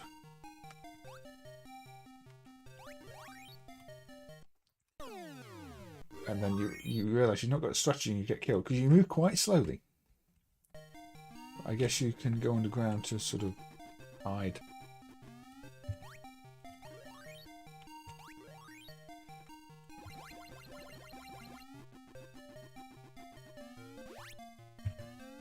They can go underground too, though, so you've got to be careful. 1889, year of the Eiffel Tower. Not sure that's what they were going for. Yeah, you can blow those things up to get a bit on multiple things. But you've got to learn how the enemies move, otherwise you will just keep dying. Which is what happened the first time I played this. North American version should be the parent. Unless it's suspected to be a hack or something, I'm not sure. I'm pretty sure it's set as a clone, though. Should we just check? What's the difference? Still has the Japanese title, just says Data East USA. Yeah, it's probably just going to be the same, isn't it? Yeah, SSV is a powerful platform. It's got like palette blending effects and all sorts.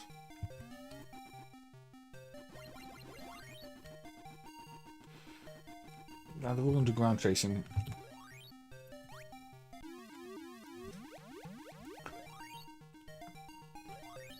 They've got power.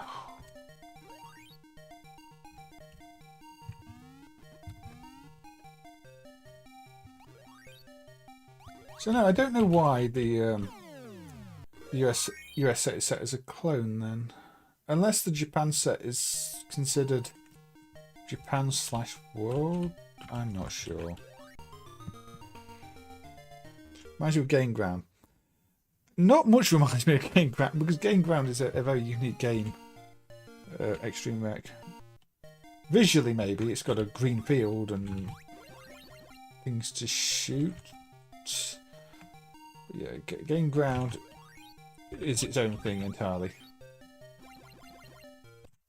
Oh, tank came out the top.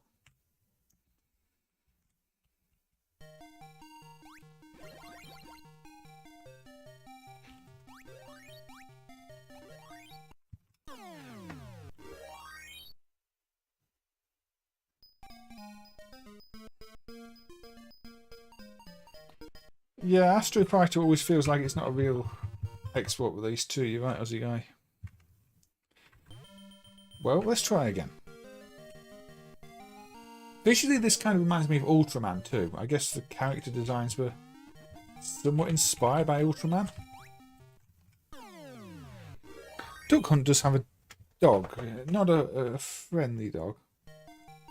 I think this is one where you have to concentrate, unfortunately. One slight wrong move and you lose a life on this. So every time I look at the chat, I really like Game Ground, Mr. Fun Geek, but it's one of those where the console port balances it far better than the arcade. The arcade Game Ground is a bit unfair. You think we've had a few votes for Samurai Spirits, so yeah, we should probably put Samurai Spirits on. Okay, next game I'm going to say is Samurai Spirits. Which Samurai Spirits though? Does anybody have a preference for which of the series? Sorry, I'm not playing this well at all because I keep looking at the chat. Yeah, Samurai Spirits, Samurai Shodown. But which one? 1, 2, 3, 4. Have they all got the dog in? You want 64. 64 doesn't run at full speed on mine for the Samurai Shodown.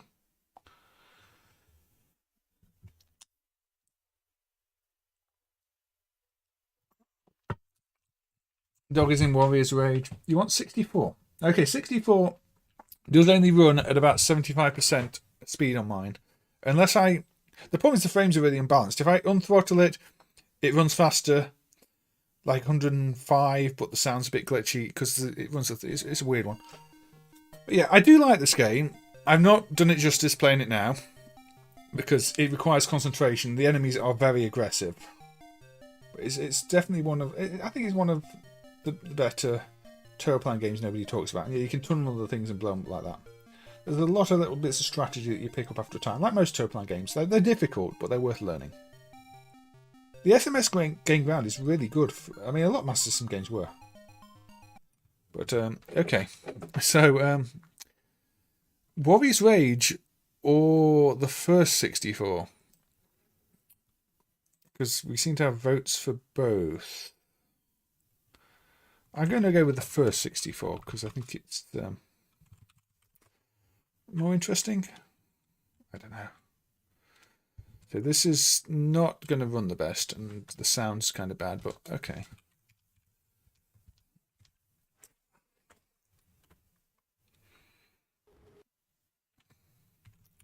So, I don't really like Warrior's Rage. I think it's too linear. This game was interesting. Warrior's Rage is in single player mode. It's just the same stages in the same order every time. So yes, let's keep the sound right down because the sound emulation is bad. Here we go. First one's I think this one's better, yeah. I mean, a lot of people weren't that keen on it, but so we're only about like 80% speed here, but my PC's 10 years old. What can I do?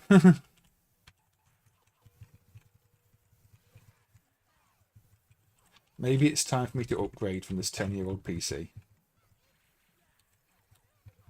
But you can see visually it's looking pretty good. But yeah, the Samurai Shodown games are the slowest of the Hyper 64 games. They're the most demanding. Unfortunately, it does only run at 30 frames a second in the first place. It could have easily run at 60. Running at 30 frames a second is a choice. I think because the interlaced screen, they wanted to avoid sort of the banding effect, so they update it every other frame. But it does mean it feels kind of laggy to play compared to the 2D games. But I like the style. I like what they've done. They've actually the 2D art in it's really good. The models aren't bad. The texturing, the lighting doesn't quite work properly in MAME. It's complex. I don't really understand it. Hey, look, we've got double doggo. That's about 90% for you. Yeah, it's. You get a more modern processor, and it's fully fine. But you see, you can hold down like the D button and run around. You see, you can reposition yourself on the whole of the plane. So you've got strategy. It's not a super fast-paced game, although it does still have moves that do a lot of damage. Doggo's running around now.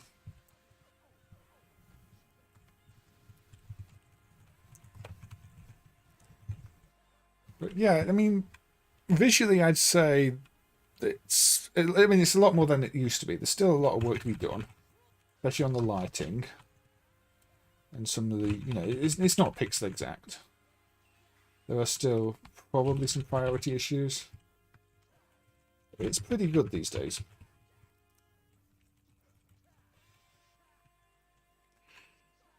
You've got an i7-8700 4 GHz. Yeah, mine's an i7 4790 at 4.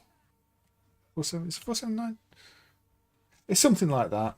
It's a Series 4, so 8th generation's a bit newer. I imagine on a current CPU it'd be 100%. I think it's 4790K I've got. I can't remember now. The 4 GHz one of the 4th generation. It is like 10 years old now, so it just about holds up. But I wasn't going to, stop making improvements to the emulation just because it didn't run at full speed. Because I've done that in the past. I mean, the blending code we had was turned off for the longest time because it was a bit slow. But I turned that on. The blending effects itself should be limited to only ever blending 2 pixels. At the moment, it will blend like every layer's blended pixels, which looks wrong in places. But it looks a bit weird on real hardware when you frame by frame it and realise only 2 pixels can ever blend, and you can't have like more than 2 pixels blended together. I think this driver uses the MameHaze polygon system, so it does make use of more than one core. Although I don't know how effective that is. Anyway, doggo attacks. Yeah, these are, if you've got a good enough CPU, these are perfectly playable these days. I don't know the move, obviously. So,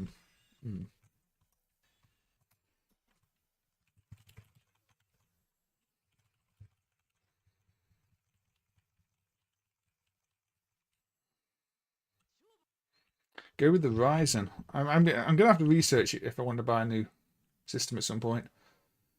I don't know what the current best, which isn't ridiculously unaffordable, is. But yeah, Samurai Shodown. Pardon me, 64.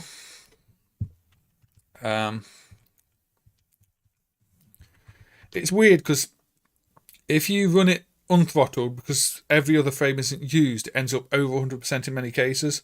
But if you run it with the throttle sort of on, it's slower because the frame balance is completely uneven in this game. It's basically sits idle for one frame, then does everything in another frame, and it's nonsense. So yeah, benchmarks don't tell the whole story with this one. AMD is cheaper. Goldbug from CVS. Yeah, Goldbug and Digger from CVS. They're basically the same game. They are on my list. I'm not entirely sure. I think maybe. I'm going to go with. Yeah, I'm going to go with another digging game though. One that's not been suggested. I really should play Boulder Dash at some point. A version of it. We're 2 hours in, but we're okay. We're okay. I'm going to play, however, The Pit. What a logo. My friends at Zilek. CVS present their arcade games in colour. This game got a bit of distribution, didn't it? I think Taito even licensed this one.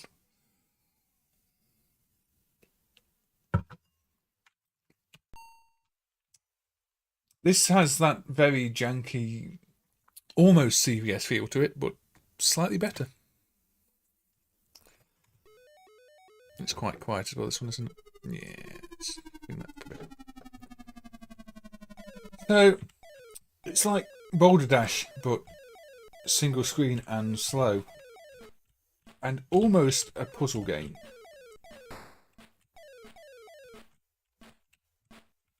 And it's a race against time before the tank blows up your shit. Don't run into people either. It's like an Atari.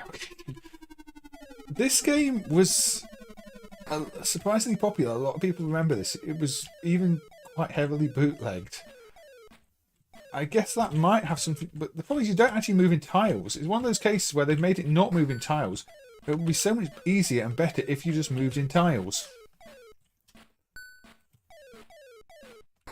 But yeah, you basically get the diamonds from down here, and then try to escape. Yeah, not getting that one. Got caught.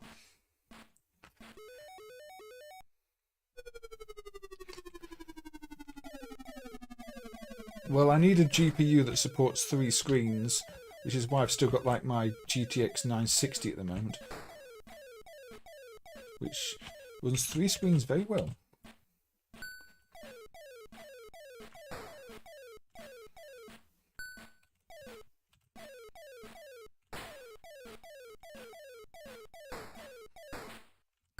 Grab that. Grab that. Don't get killed. Don't get killed. Get out of it. Yeah, the tank at the top is at like a time limit. So if it shoots the spaceship, your spaceship, you can't get out of the planet, so off the planet. So you've got to be aware of that. Don't get killed. Don't get crushed. It's you know those games where you have to do things in a very specific order, and that is the game. Things like Sticks on the Spectrum, which I think was one of Matthew Smith's early games, Jet Set Willy. You had 3 sections you had to do in a specific order, and that was the game. Jungle Trouble. Got the bottom section, the middle section, the top section. This is very much like that. You've got to do a set number of things that feel almost like independent tasks, and then get out of there. So yeah, it doesn't move in squares, and you really want it to. So using a GTX 1650 supports 3 screens run well. Yeah, it's something I have to look into. I mean, I'm using what I've got because it works. And you know, Peter did kindly give me a bunch of RAM a while ago, so I've got like 32 gig RAM in here, which helps a lot for the stuff I do. But yeah, it's an old PC now. Get out! Get! No! There we go. A very, very piddly game, this. It's one of those where I wonder why so many people have good memories of it, because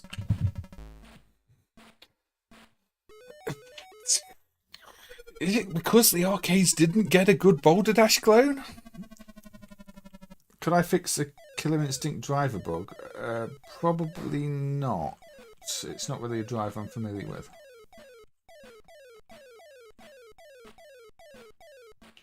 I mean, I could just try and not get many diamonds. Let's go for the easy one.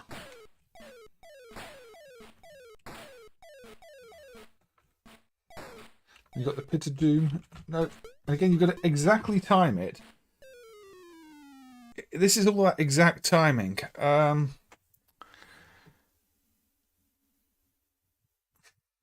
Yeah, Killer Instinct, I mean, I've never touched it. It's just a MIPS processor and a frame buffer. Anything's going to be down to timing, really. So I can't do much about it. I don't know, I find this incredibly frustrating. But it's a game where you're digging through dirt. It's a game a lot of people like. It's a Zilliq game. I mean, people don't... It's one of those games where people didn't realise it was a Zilliq game. They knew it was the Taito game because the Taito version is so much more common. In fact, when the Zilliq version turned up, people thought it was a bootleg. But no, Zilliq made the game. It got licensed out to loads of people, but it's a Zilliq game. Boulder Dash was exclusive to computers. That is not true. That is not true. That is not true at all.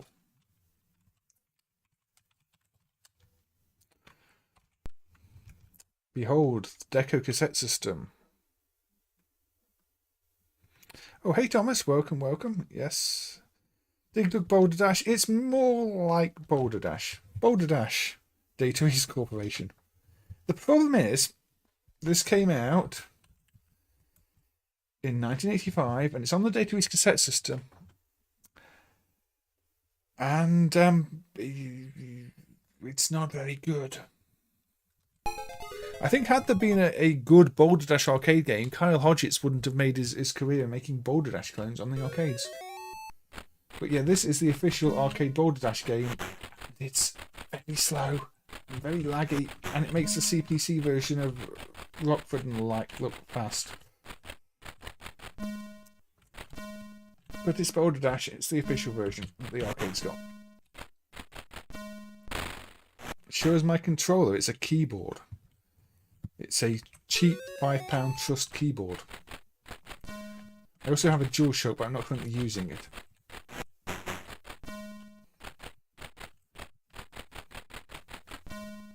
A DualShock 4, that is. I've got a 5 somewhere too.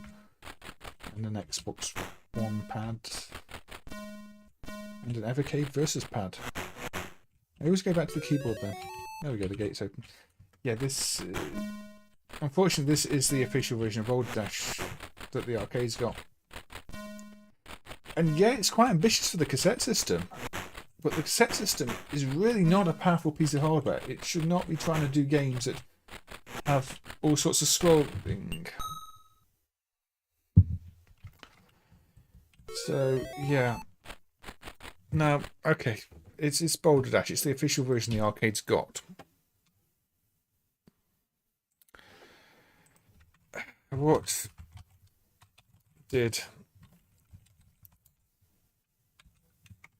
the old Atari get?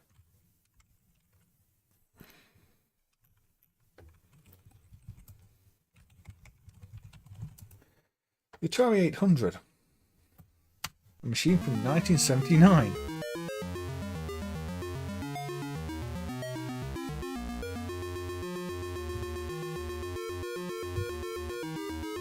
Did I ever think about an arcade main podcast with all the guys from the beginning? A lot of those people aren't involved anymore, Tash, and you know, very few of the devs from back in the day that still actually do emulation stuff. Now, this is 1979 hardware,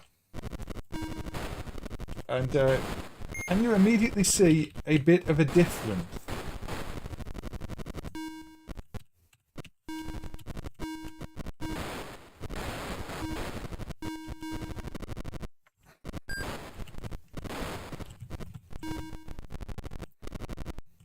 They're not all dead. They're just moved on to other things.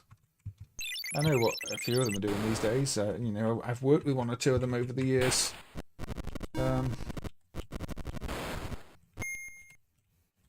But not on, you know, community projects.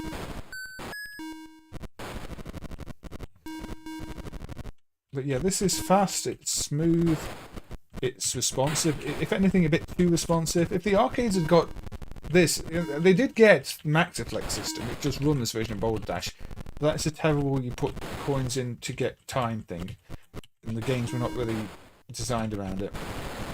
It's just a cheap, like any bootleg system where you've got a console hooked up to an arcade cabinet. But, you know, this is how Boulder Dash should be.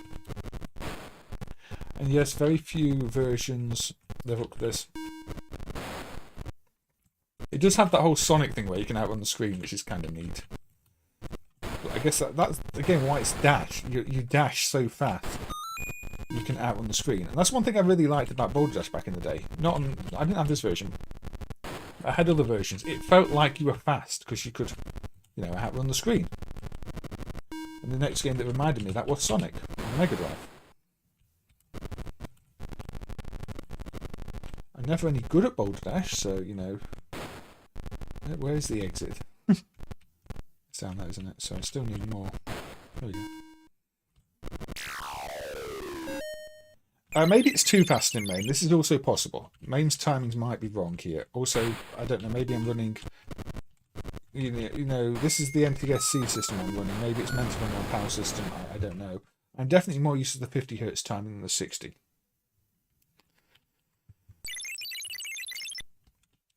Yeah, it is more known as a computer game, but it could have easily been an arcade game. So we can go to Cave E. Right. It was one of those with a level select as well, so even if you were terrible at Boulder Dash, you know, What, you stood a chance of seeing later levels and going, okay. Then you've got that bits like that where you can dash between the diamonds and if you're a squirrel, yeah, the speed is fine. I was more used to sort of say things like the Amstrad. Hold on a second. This didn't come on disc originally, but it's a cracked version.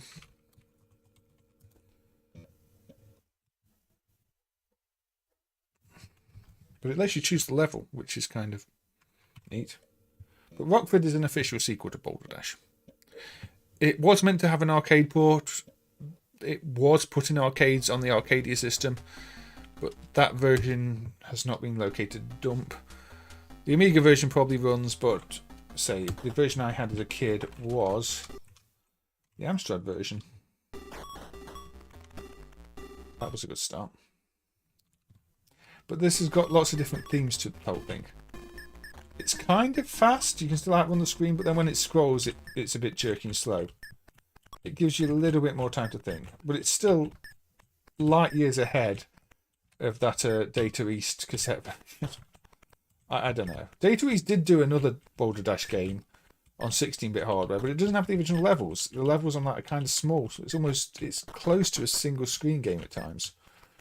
It doesn't capture the spirit of Boulder Dash, whereas, you know, these games did. And there were so many Boulder Dash clones too, people making their own versions. I could do an entire stream on Boulder Dash clones and official versions. And I'm still surprised because essentially Boulder Dash concept is just like a mix of Dig Dug and Mr. Do. It was yeah, it probably was correct, Bob, unless the timings and the drive were wrong. Which is possible. MameHaze not always the best for timings. Anyway, we've been playing a bit too many dirt games. We need to go back to dogs.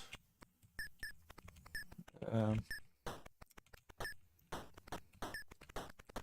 yeah, I'm just going to try and complete a level on Rockford.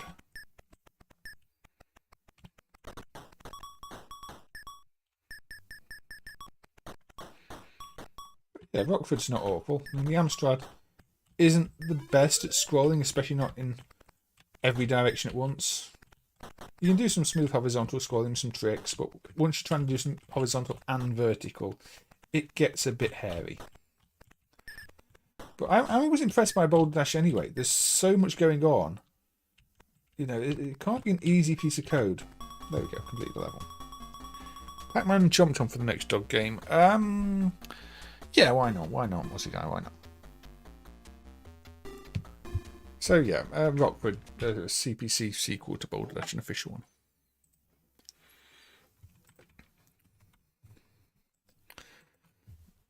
Ooh. Digger on MS-DOS. What type of game was that? I played Diggers on the Amiga, but I'm guessing that was something else. Diggers on the Amiga is too slow to stream though. Not in emulation speed, just in terms of game speed, it's a very slow-paced game. So, Pac-Man Chomp Chomp.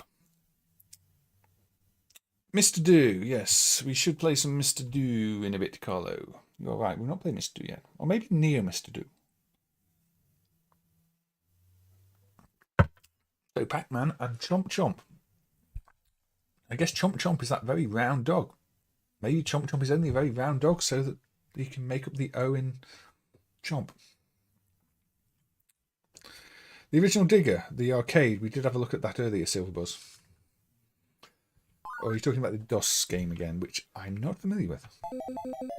Commodore +4 Icicle Works. I am not that familiar with the +4, so I'd have to look at another stream.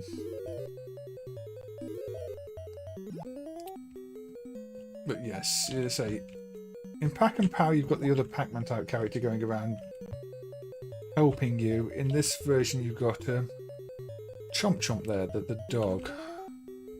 But basically, yeah, you turn over the cards and it opens passages. I don't know. To me, this it's got that same just, you know, get random things and see what they do feel that what Toy Pop did. I'm not that keen on that style of game. Obviously, they're probably not random. They're probably, you know, fixed layouts, but you don't know until you've gone over the cards. You just have to learn each level. And if you know you want to quickly open somewhere to escape, you don't know if somewhere's going to open somewhere or not. You just got to go for the cards and find out. But yes, Chomp Chomp is there, running around the maze, trying to help us by bringing items to us. It's an interesting little mechanic. But yeah. You find it okay to good, Aussie guy. I suppose if you spent the time with it, possibly. I can see why it's not remembered in the same light as the original Pac-Man. It's not got that simplicity. It feels almost like a cross between Pac-Man and a gambling game. As strange as that might be to say. I think that's what these sort of random boxes always remind me. Again, here, you're going over that. Suddenly you get a ghost, and that's the bonus round over because you randomly got the ghost. And playing cards themselves are very much something you associate with gambling. It's an odd combination to me.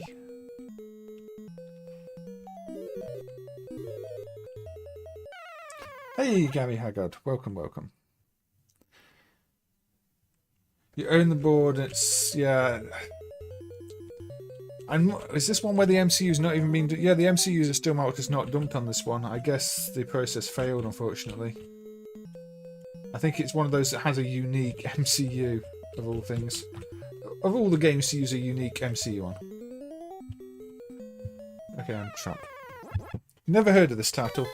No, maybe you're more familiar with Pac-Man, which is the Japanese name, Joanne. This version here is super obscure. You're probably paying thousands for an original board these days. I don't think it got much distribution. Yeah, and it doesn't feel like Pac-Man. I don't know. Even Pac-Man is fairly obscure, though it has been in some compilations. Oh yeah, you can fire, I forgot that. That's the thing, you don't eat things, you fire at them. Again, it's like using the Galaxian tractor beam in Pac-Man, and it's... pardon me. You don't want Neo, Carlo. I don't know. Neo, you're humping bowling pins and the like. I mean, you know, you don't get that in the classic.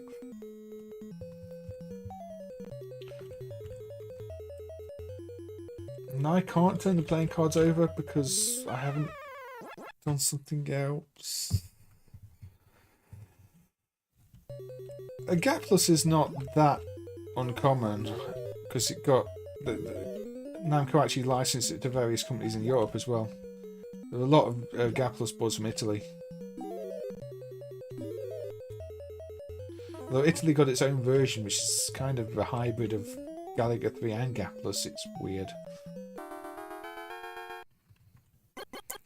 Yeah, Galaga Beam Rally X card. I suppose if you'd spend the time to learn the game, it's okay, but again, what's the appeal of this bonus round? It's like, oh, is it going to be a ghost? Oh, it's a ghost. My bonus round's over.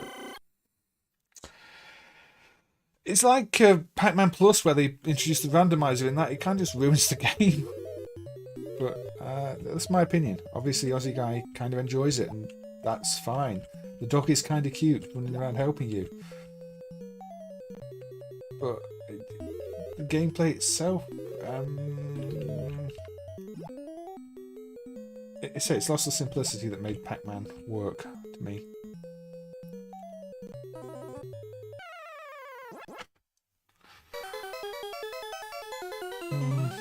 Dig Dug 2 is pretty rare. I mean, Dig Dug 2 is mostly known on the NES, isn't it? more people know that for the NES. Yeah, we've been doing a lot of Namco tonight. But yeah, Pac-Man Chomp Chomp has a cute doggo. But as a game, it's not one I've ever enjoyed much. I much prefer I really like Super Pac-Man. Super Pac-Man feels a lot more like Pac-Man. This feels like one step away from Super Pac-Man. At Super Pac-Man, you're eating the gates, and it's all big and fun. This is, I don't know, a little incoherent. But there's nothing to say you can't enjoy it. I just personally don't enjoy this one that much. It almost feels a step too far. Chomp Chomp was all in the Hanna-Barbera cartoon. Interesting. I did not know that. I never really watched the cartoon. I think I mainly know the cartoon for the music, which was in Pac-Land. Okay, that was Doggo game. Let's go Dirt game. Now, let's get the BBC Model B out.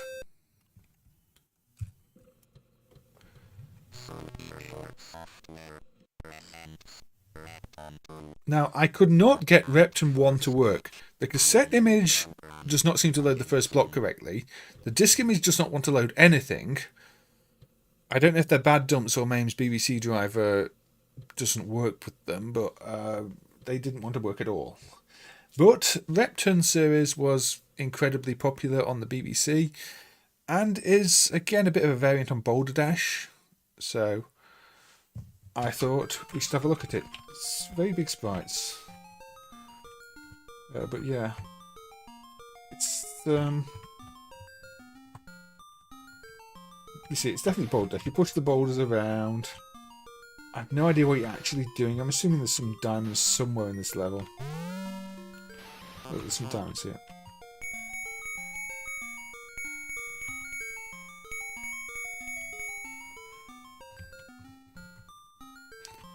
Yeah, this just has some speech in it. I don't know if there's a speech synthesizer attached, or if that's doing that in software.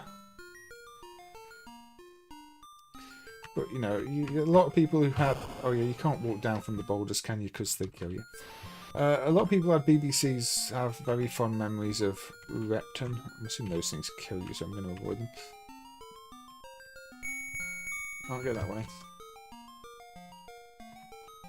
I'd say I've never really played Repton myself, so I could be missing an entire gameplay feature. Yeah, it is a bit too zoomed in. I mean, there are some other Boulder Dash games that are a bit zoomed in. If you've played Lost Caves, I think it was a Spectrum and Atari game. Sorry, Amstrad game. That was also ridiculously zoomed in. Where can I go? Have I already messed this up? I get the general impression that I've probably done something bad. Okay, you can't do that. Wrong. I'm back here.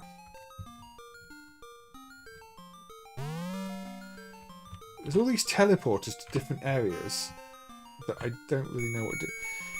The problem is, we're playing Repton 2,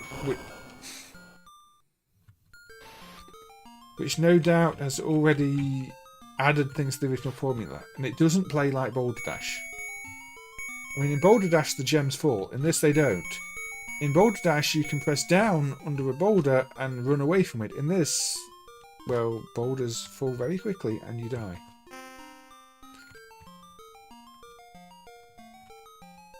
And the enemies here just go through the dirt, and they're the same colour as the dirt, which is one.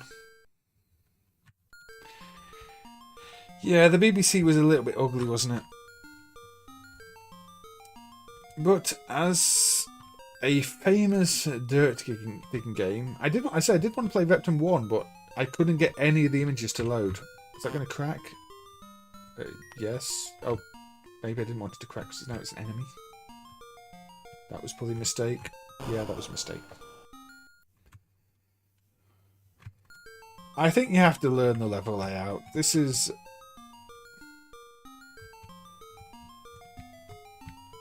I don't know if this is one of those games that people played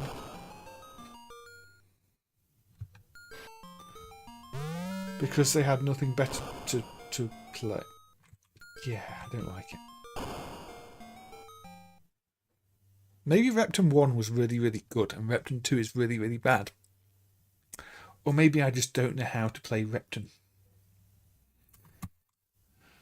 But it had speech on the loading screen, which is like why I decided to put it in the list. I'm assuming all the teleporters go to like completely different levels.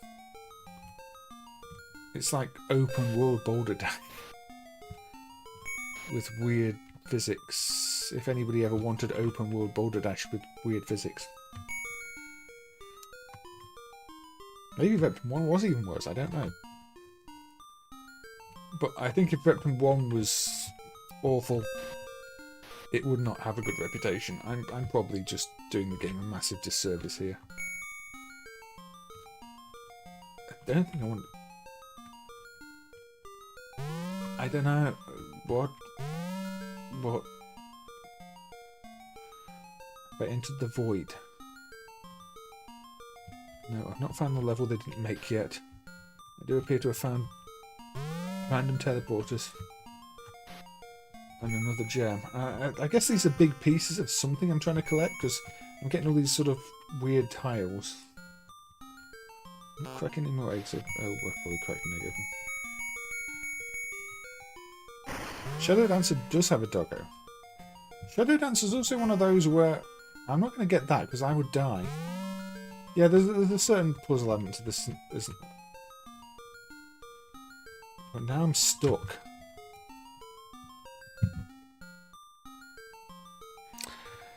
Is there a respawn and kill myself key? You know what? There's a quick game key because, yeah, maybe. I don't know. I'm not going to say anything too bad about Repton, but yeah, Mega Drive Shadow Dancer. I think people generally consider it to be the better game, don't they? It's a bit like Contra in that sense. Now people like the NES version better, but we'll play the arcade, which I am terrible at, which is no surprise. But there we go.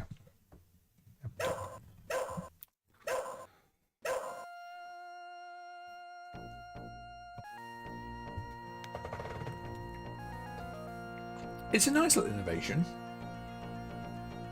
It's not really what you expect them to do for a sequel.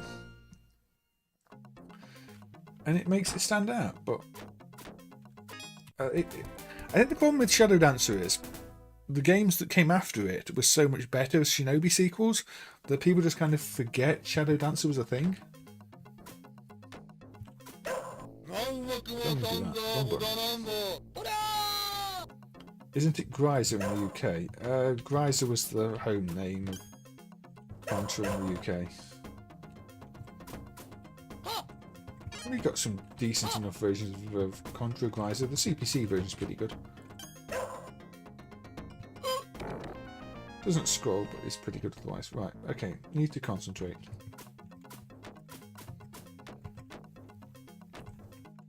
There we go, dog. The dog does help and take down the enemies. And that is different for the time. I can't think of many games where you've got you know, an assistant dog that shrinks when it gets it. Now it's a mini dog.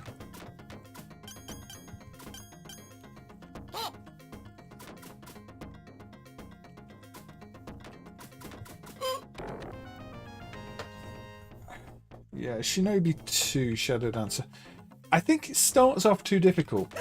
Shinobi had a more gentle introduction, learning curve. This one, there's too much going on right at the start. I guess it assumes you've played Shinobi first. But you've got to learn the dog mechanics and learn how the enemies behave. I've enabled double firepower.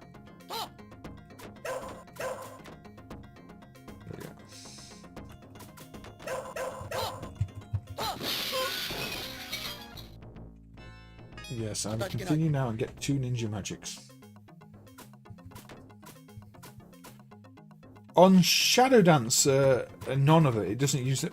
Well, it does use the Mega Drive VDP for protection. It's really stupid.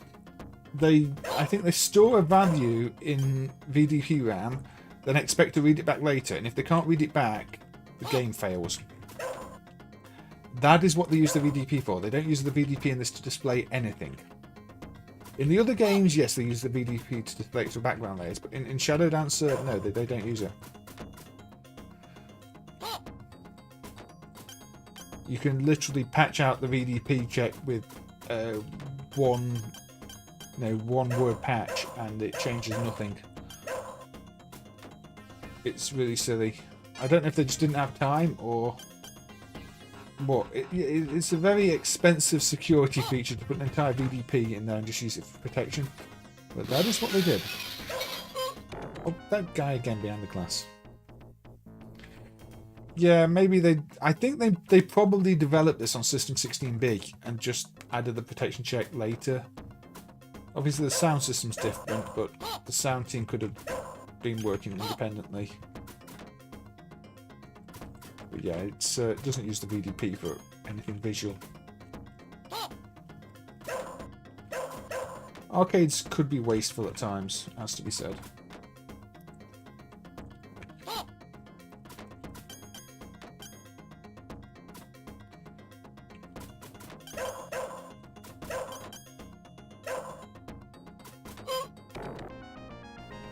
One-hit kills. That's a Taiwanese bootleg level check. Yeah, it's. I mean, it's not the only game in arcades with really silly protection checks. We looked at an SSV game earlier, but if you look at Stormblade, it's got one of the protection chips from the SNES cartridges on. But on the SNES cartridges, they used to accelerate the maths. They to give better maths operations. On Stormblade, it does a calculation at startup and checks if it passes or fails, and if it fails, it doesn't boot the game. That is it.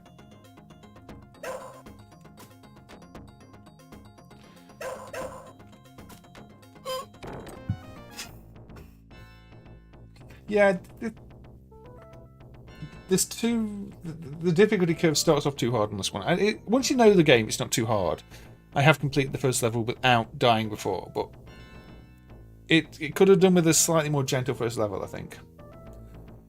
And yeah, Shinobi was much better. I don't know. The dog is a nice addition, but the game design itself could have done with work, and that's why I think that's why the Mega Drive version is preferred, because it takes this and actually makes it into a much more enjoyable game. Pardon me. A lot of Sega arcade games were really janky though, Bob.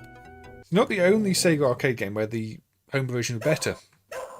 Look at Action Fighter. They completely reworked it for the Master System. Much better game on the Master System. Game Ground as well was completely rebalanced for the home versions and just works so much better. In some sense, Sega arcade games are almost like prototypes of home games. Not for every game, obviously, but for some of them. Esport's another one on the Mega Drive. The Mega Drive version is much better. The later levels are pretty good. It's not a bad game. I just don't think the balance is quite right. That's just my opinion on it. They're seeing very cheap kills. You just got to learn where you need to do things, and you've got to learn a lot more attack patterns in the first level. A lot more types of enemies, and it's very short. Yeah, well, Game Ground works better as a home game. It's an odd one for an arcade. It's a good game, but yeah, an odd choice for an arcade. Okay, while we're on Sega games, let's put on. I really like this game, Poto Poto on C2. It's a puzzle game, and yeah, there's a few puzzle games. But Poto Poto. The only downside of this game is you have to complete the game to put a high score in. The high score table is completion time, which is nonsense. But anyway. There we go. The first level is dog.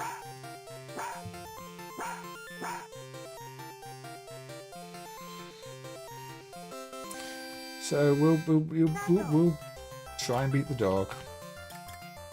But this is a bit like upside down puzzle bobble. In the sense that the pieces that drop off are how you get your score. And how you attack and everything else. So, you know, what I really want to do is shift a load of stuff down here. Not too far down there.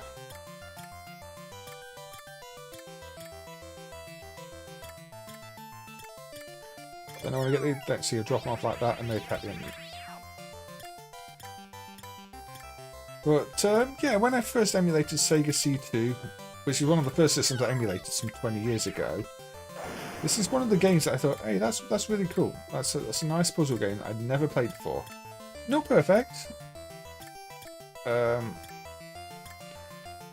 the whole only getting a high score if you finish the game is a bit bad.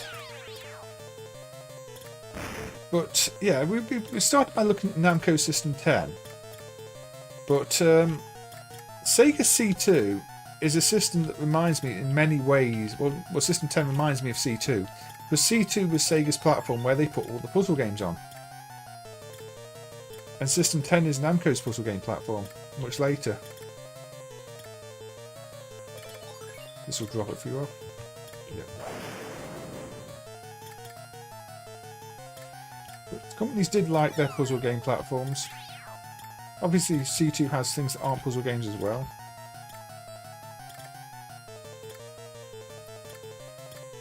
Just get rid of those.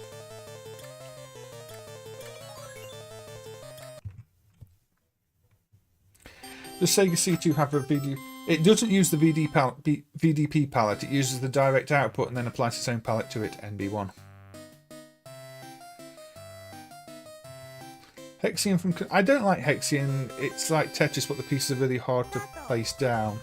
You're not trying to place weird shaped pieces here, multiple blocks, it's always one block at a time. Obviously we've played the dog level now, we've beaten the dog, so we'll be moving on shortly. I just, you know, had this down as a game where you're not nasty to dogs, but it features a dog. So, I guess this is a very rare game. Didn't get any ports as far as I know. Concept that maybe didn't work out ultimately for Sega.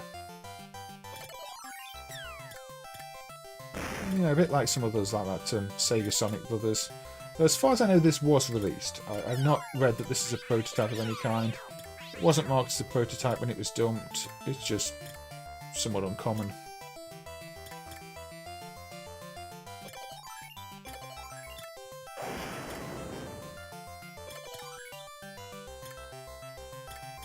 Yeah, it's unique. I can't think of any other puzzle game with these mechanics.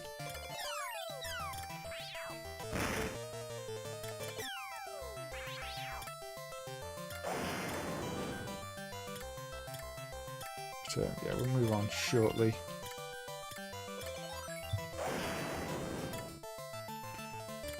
Sometimes games I play them better than I'm expecting and they take longer than I think.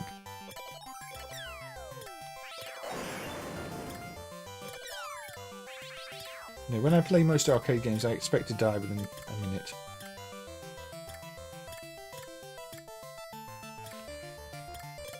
Let's clear that. Let's knock those up there. Yeah, we'll go. Let's see.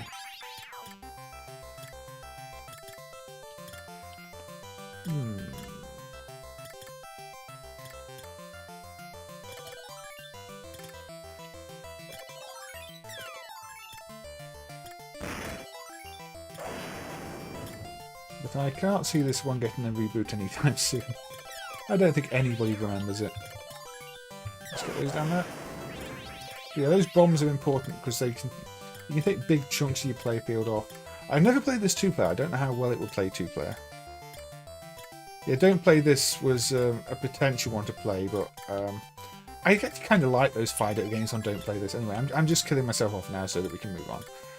Because I don't think you want to spend forever watching me play one puzzle game when we do have other puzzle games to look at. You know, it appears that, you know, dogs were in puzzle games. So, actually, no, I think before we do another dog game, we do need to go with Carlo's suggestion, don't we? Anybody remember Carlo's suggestion?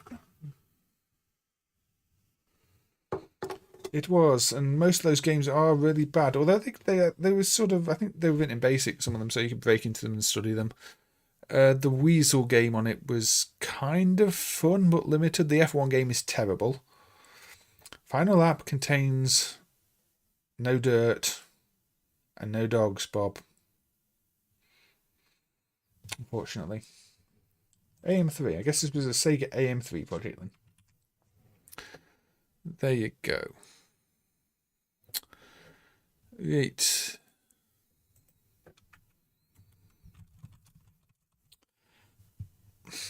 I did say I don't really want to play racing games. I mean, there are Dirt Dash, Dirt Devil. I think Dirt Devil is the Model 3 one, isn't it? Things like that. But why did I just try and load a game called Dirt? That's not right. Mr. Do. Now, somebody did report a really odd bug with this, which nobody can reproduce, where it was skipping levels, which is odd because I thought maybe it was protection, but the protection routine handling is the same as it's always been. It was only like broken for one version because the Taito version has simplified protection over the original, but I don't know. Mr. Do.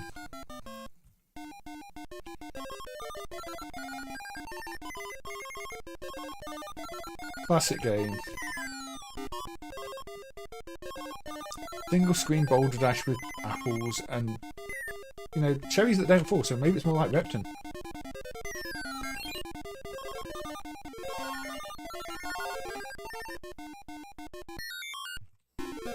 My favourite version of this game is actually Fruity Frank on the Amstrad CPC, which is a fantastic version of it for home system. I think I played that on stream before as well.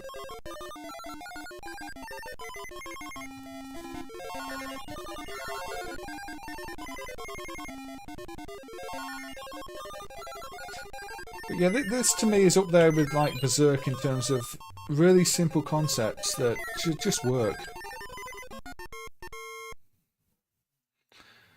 Digger is basically Mr. Do without any, the Icebox version, without any attack abilities, with diamonds replacing cherries. Okay.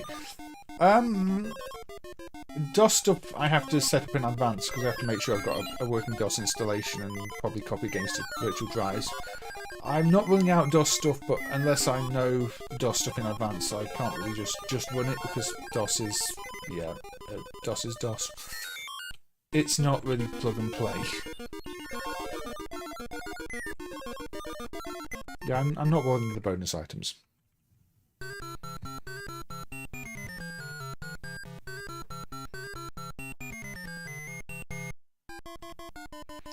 Sound and graphics really good for 82. Yeah.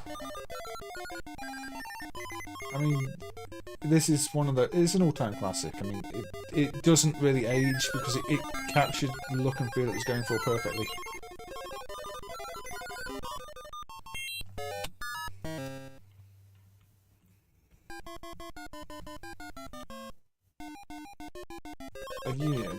I did say I might play Neo Mr. Do, but Neo Mr. Do lacks all the soul this has. It still plays okay, but it's not got any of the charm. In fact, it's quite creepy. I think Mr. Do comes under creepy clowns. But you know, this is really well designed. It gives you just enough time to move down the apple. It's not like Repton played earlier, where one step down under the thing you're dead. This gives you just enough time to move, to plan things for them to do the same to you. Now there's half a cherry up there. Anyway. And the sound design as well. the chaining system on the cherry sounds, where it always increases the note. It's such a good idea, such a simple idea. But it encourages you to try and pick them all up at once. Yeah, I'm not using DOSBox Extreme Reg. If I run anything on the stream, the point is they run in MAME, so I've got to set up a MAME. Which is harder work, but you know, that's what the stream's about. If I was not doing MAME streams, then yeah, I could put DOSBox on, but if I was not doing MAME streams, I could put like a Naomi emulator on and play the Naomi stuff. But the point of these streams is really, as somebody who works on MAME, to show what MAME does. Mr. Do's Castle is even better. Mr. Do's Castle does not really have dirt or dogs, though. Shall we have a look at Neo Mr. Do? Yes, we shall.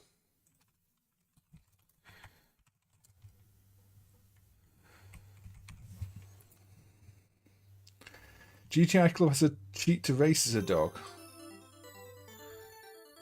GTI Club doesn't run that well and takes a lot of configuring though, Mick. I might have to look at it for another stream, but I'm pretty sure I only get about half speed on that one. And the controls are a nightmare. So what happened in 1996 is Visco got permission to make a new Mr. Do game from Universal. So yeah, what does 14 years do to Mr. Do? After Mr. Do, Kazutoshi Uda leaves Universal and joins Tekken, later Tecmo, and designs Star Fox and Bombjack. Well, that's some pretty good games then. They are some pretty good games. MAME does play in GTI Club. It's just the controls are a bit messy and I think it's a bit slow. I will note it down if I do a follow-up stream, Nick.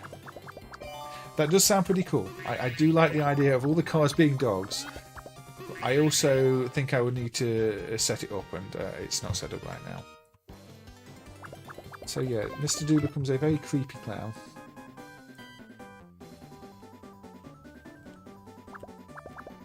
Yeah, you can literally just like attack bowling pins. You know, it's like, what is going on? You get coins out of them. And the screen just looks cluttered.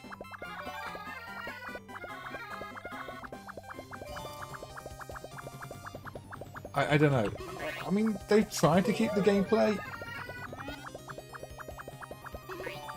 but yeah.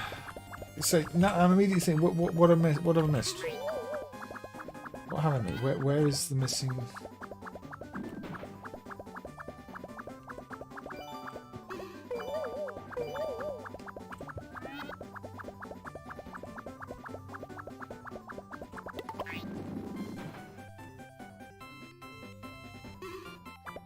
Yeah, I did not know GTI Club does, but apparently it does. Wait, what have I missed?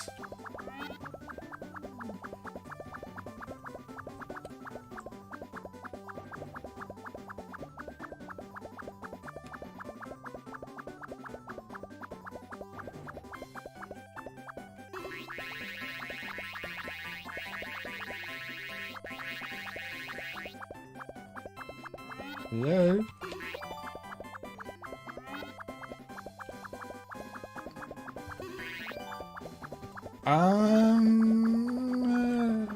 What?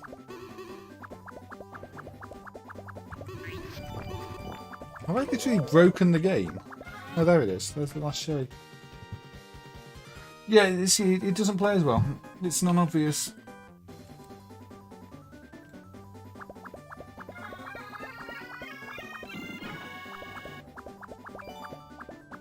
GTI Club has minis, but apparently has dogs too. Are there not any dog cute-em-ups? I mean, Plump Pop was almost dog cute, but not really a cute-em-up. I don't think Parodius has a dog. Twinbee not a dog. Sengoku is a playable dog. I kind of like Sengoku actually, but I'm not feeling it right now. I definitely prefer of the entire Sengoku series. I prefer the first game. but I'm not really feeling playing that one right now.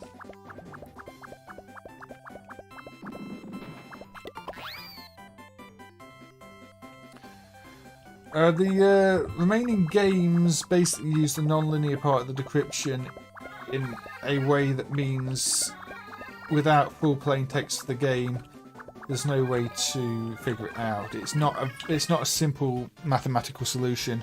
So there's one bit in every word that is wrong, and that feeds into the rest of the encryption, and just throws the whole thing off. I mean, there's some of the ones that were done are really complex, but the three that aren't done, yeah, the maths behind it is just ridiculous. I'm not the guy doing the maths, so I'm not the best one to answer the question.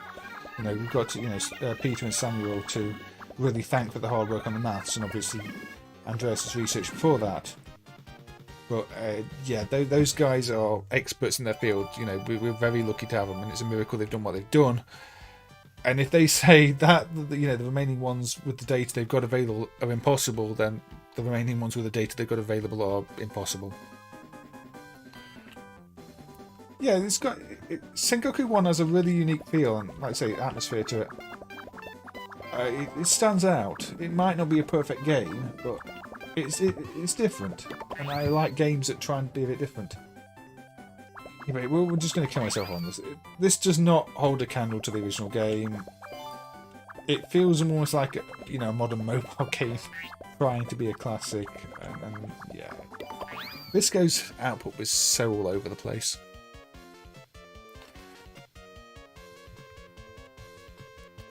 It is very janky, Atom, but, you know, some janky games can still be quite fun. I don't think I'd want to bother Nicola Guru. I think he's moved on to doing other things these days, much like Andreas.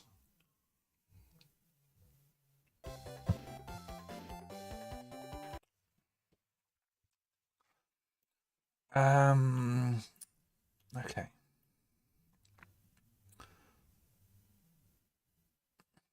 GTA Club has a cheat to race the dog. Push the automatic manual transmission button while entering coins, then put the gear shift into reverse. Yeah, I'd probably have to map them to pad. I kind of tempted, but at the same time, it's probably not going to work right now. So.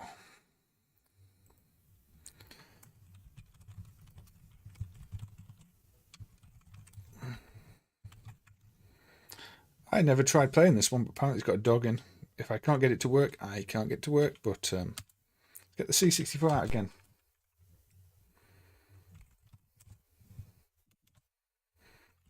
Oh, C64 tape loading. Marginally faster, slower than the disc loading. Hey Santori, welcome, good to see you. Yeah, okay. So while we load a C64 game off tape, again, I've not added this to the software list. Surprisingly, it's not in the software list. I thought it would be, but it is not. Oh wait, no. I'm doing this wrong. It's a PAL game. It doesn't work on NTSC. Oh, start. I tested this earlier and found that. I don't think ChatGPT and AI is going to help in any way. I think it's probably just going to make things more of a mess because people keep suggesting it as a solution where it's really not suitable. I mean, all it's doing is basically stealing stuff from elsewhere and gobbling it up and then acting like it knows something. I don't know. I'm not a fan. Star Paws. That's not one that came from my searches. Again, I'm going to have to note that down at some point. I'm going to have to go over these comments at some point. I wish YouTube gave me a quick way to dump out the comments, to be honest, so I could just go over them.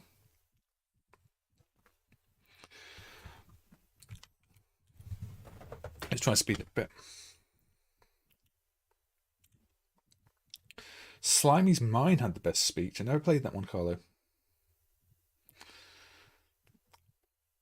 Can download live chats as a subtitle. Okay. That might help then. Because a lot of the time these suggestions come up and I don't have them anywhere easy to check. So yeah. Unfortunately, MAME C64 emulation, even unthrottled, runs like only about 350% speed.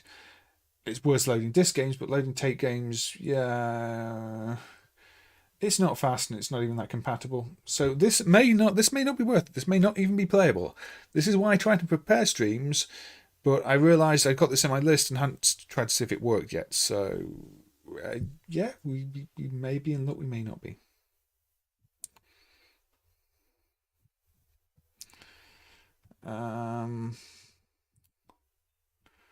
So we will see. I mean, I'm definitely glad I was asking, Peter how to get System 10 decrypted, not an AI bot. C64 games can be quite boring. The ones that have got nice loaders and music and stuff, yeah, fine. But okay. Llama Sop present Jeff Mitter's musical arrangements.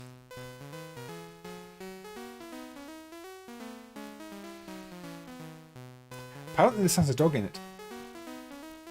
I think I may have played a version of this on stream before, but I don't know. I think that's the dog.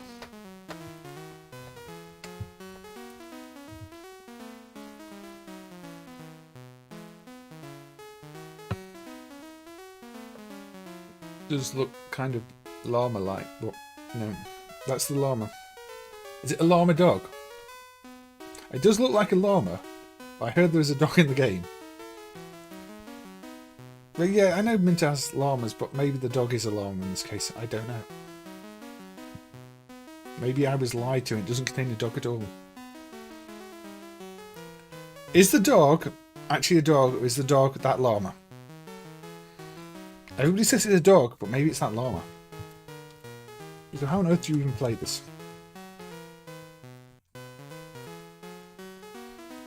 Use F1, okay.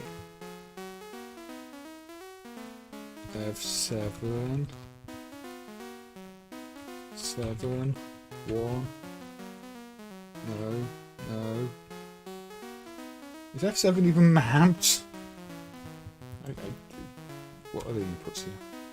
This is why I put F7 is F4. This is why I hate MAME sometimes.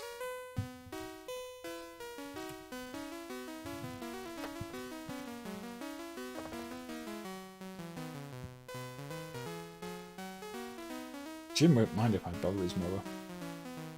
It does say dog in the bottom, so I guess it is a dog in game. It's not that long on the title screen.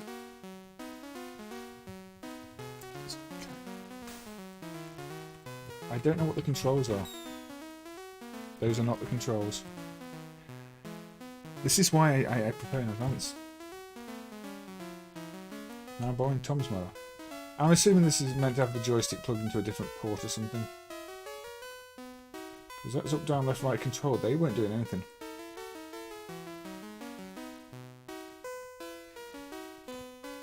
Yeah, this doesn't work. Okay. No, we don't toggle inputs.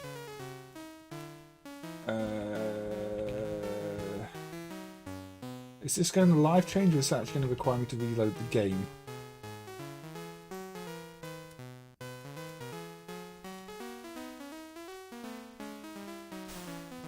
It's not going to work, is it?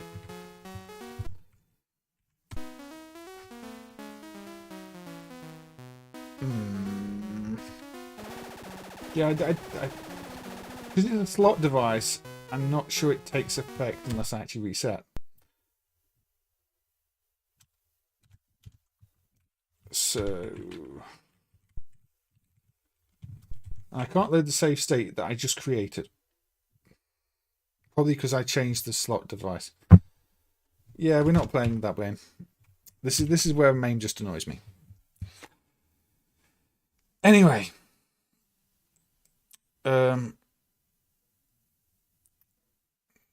Sellers Gamer wants to say thank you for the excellent work I do on MAME. I appreciate the comments. I mean, I do it because I enjoy it. And some of it works out, some of it doesn't. So, yeah. Is it worth spending another 3 minutes reloading that game? or not. No, I play that another stream. I play that another stream. But yeah, thank you for the kind words, Fabulous Gamer. No DLC. What's the set name?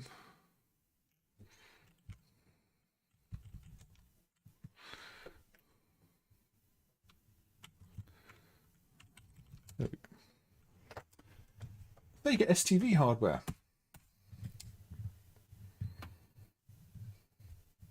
Yeah, this again. You know, when I said I was preparing stuff at the start of the stream, I was going over things like that and making sure they work, but I didn't get to that one yet. So inevitably, that would be the one that requires a different configuration that I hadn't prepared.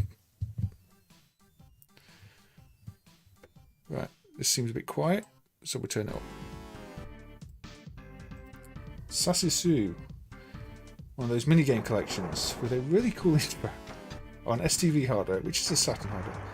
Why does STV have so much input lag? I think it's just the way the Saturn's set up. It's got, you know, MCUs for reading stuff that pass it, and Sega's libraries are a bit rubbish, and yeah. It seems to be a common problem with the Saturn. I played a real Saturn, the input lag is horrible, so yeah. Exidy's Mousetrap is a dog. Ooh. Is it an enemy dog or is it a friendly dog? Yeah, this is a puzzle and action, but this isn't the System C version. This is the STV version. And we have dog. And this is more of an action game.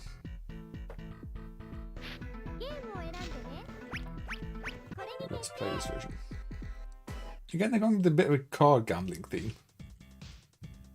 I don't think it's got an English release. There's no English release in MAME. I don't think it runs in English.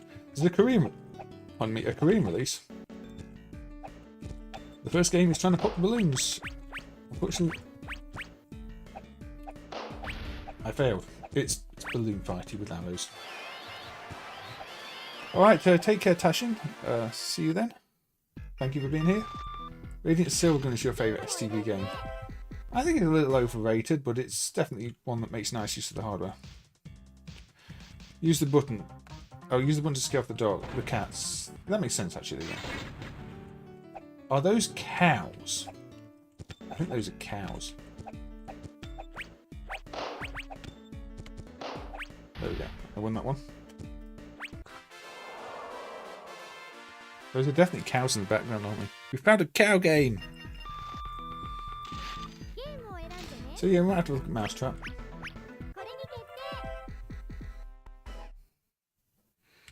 Better than a Karuga. Ooh, fighting words.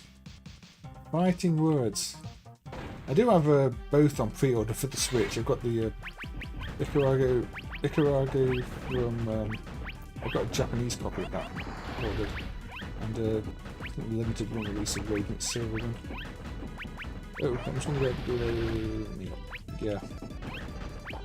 I prefer Butter Sand if they're throwing bombs around, to be honest. Oh, nope. Yeah, Penguin Compass. This does have a bit of slowdown because for these to run stable in MAME, you have to turn the recompiler off, otherwise they will randomly lock up. I don't know why, they just do. It's something I noticed on a previous stream. Sometimes it will just finish a minigame and then not actually ever exit the minigame. How do the bombs know not to count down when they're not with you? Ikaruga's just fine. I don't know. Maybe it's because it's been so long since I played it properly. I've just forgotten it. I remember enjoying it at the time. Continue. Well, now the dog is getting hit. Now, we don't want that. This is meant to be a nice to dog stream. Stop doing that, cat. They are smart bombs. They are very smart bombs. Now we're going to stick with the dog. Narc has... I'm pretty sure the dogs in Narc are not going to survive, so... You're not playing Narc Hollow. Not everything dies in Narc.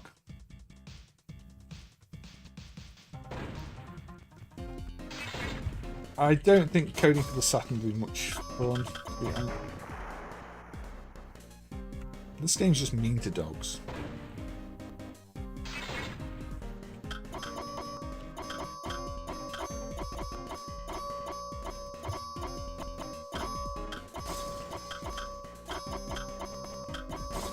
Get money. You're not going to get money if you're playing this game. You're going to put it in the machine and you lose it all.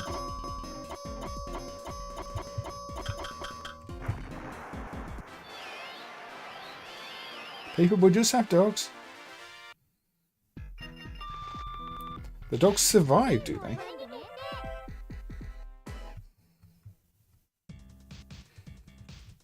Low latency still means you've got to have good reactions in the first place.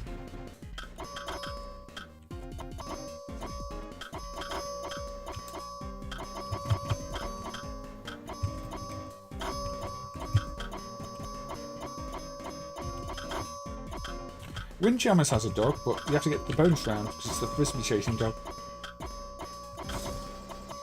That is a challenge in itself.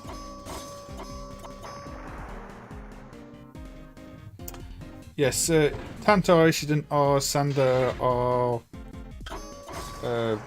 this one, Sasisu. There's a few in the series. A lot of them didn't leave Japan.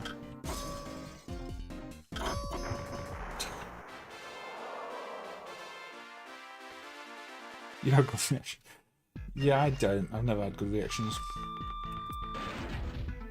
Unfortunately. Yeah, let's stop beating the dog at the hammer.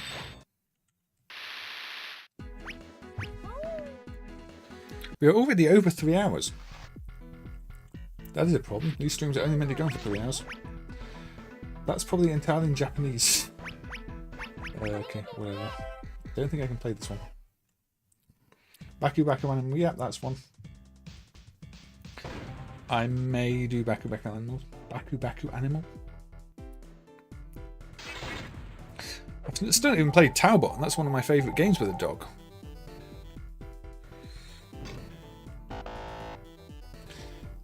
Yeah, I wasn't paying attention, I was reading the chat. This is what happens. Okay, cat.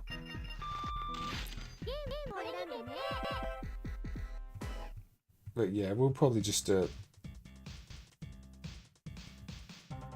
don't know what's going on with this one, to be honest.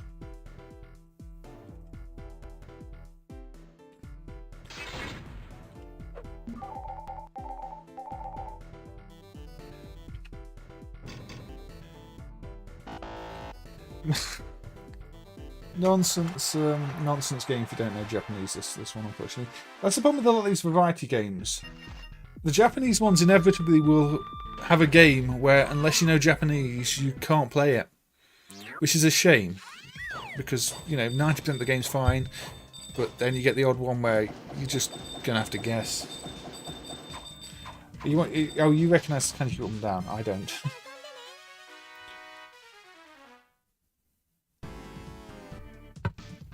But yeah, there we go. Sasisu lets you play as a dog. And has a unique art style that really works, actually. I think this is one of the best STV games presentation-wise.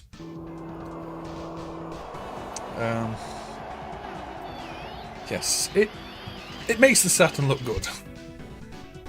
I think it works to the strength of the Saturn. And yeah, it's a good-looking game. And it's a fun little game as well, if you get the hang of the mini-games.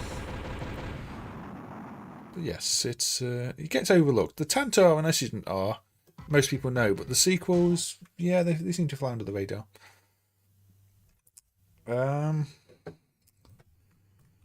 Yeah. Okay, we're probably going to go on for a bit more than 3 hours then, because we're already over it, but yeah, it's okay. Baku Baku Animal.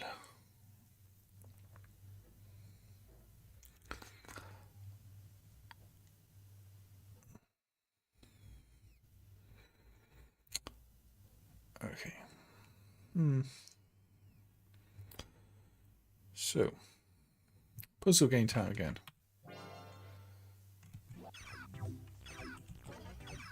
So, yeah. Regular mode or versus mode.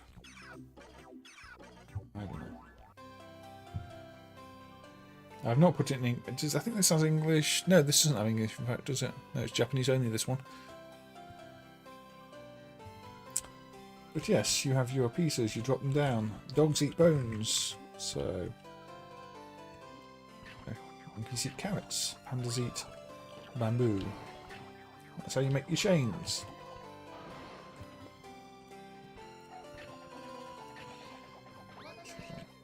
That dog can go hungry for now.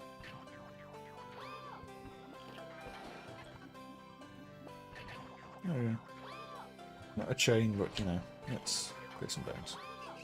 This got a Game Gear port, I believe. Ghostlop has a dog in it. I thought Ghostlop had a dog in it, but it must be one of the enemy characters, not the first stage. I played Ghostlop and thought, I remember this having a dog in, and then it didn't have on the first stage, so I didn't put it on my list.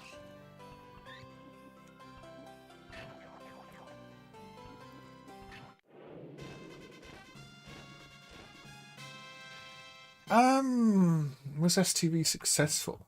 I still see the odd decathlete cabinet around. Oddly.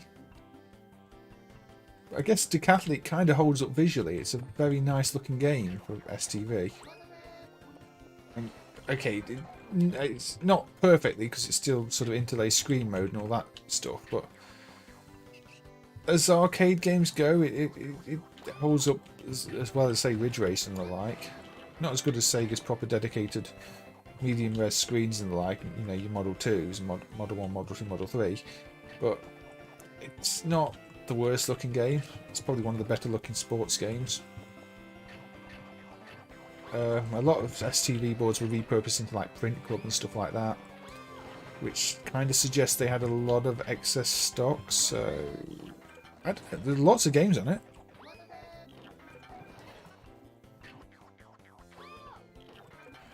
It's difficult to know. Yeah, it got a Mark III release, Master System release as well, didn't it? Although I think it's just a port of the Game Gear version with half the screen unused from memory. It's a very lazy Master System game. That's not what I want to do. Oh dear.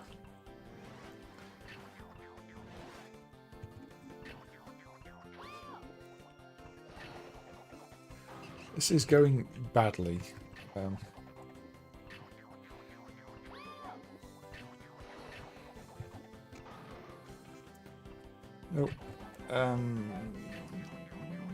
yes. Oh, this might save me. Probably won't save me. The problem is that I'm looking at the next tiles instead of the current tiles, and that's throwing me off entirely. But yeah, again, a unique puzzle game. I don't think there are any other puzzle games with this set of rules. So, in that sense, you know, I like this. What you're looking for in any kind of puzzle game like this is a different set of rules. Rules that you don't have in any other game, which mean you're going to play this one instead. Oh, apparently one. What was the... yeah, Peter's better to answer the encryption questions. I will let Peter explain that in the chat, Santeri. It was nasty. It was very nasty, and I think Peter was tearing his hair out a little bit. Pang 3. Does Pang 3 have a dog? I don't know.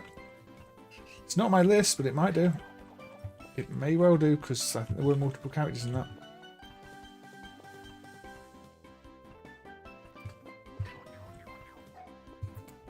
I think we need to do another dirt game next, though. We've done a few dog games in a row. We need to do another dirt game. This is the problem when I do dual theme streams.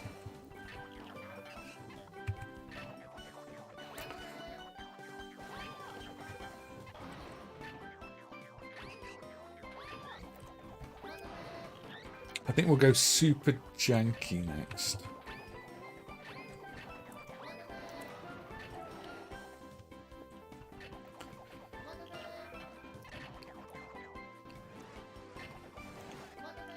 One thing in this game is that, you know, dogs won't eat dogs and pandas won't eat pandas. So you have to be kind of careful. You can't just get 3 in a row of, like, pandas or rabbits and expect them to eat each other, because it doesn't work like that.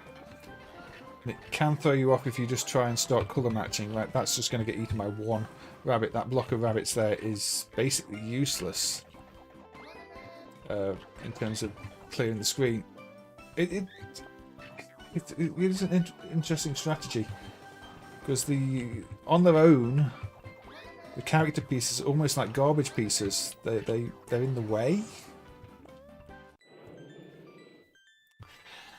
That is the jank I was thinking of, Aussie guy. That is the jank I was thinking of. You think the Pac-3 dog is an enemy? Maybe. Poshinya. I know that's a cat and dog on the either side of the screen. I don't think you actually play as a dog, though, do you, Pietro? But yeah, let's go. Let's go. Pac-3 has no dog. Does it not even have a dog that chases you? I'm sure one of the penguins. System operational. The game system is operational.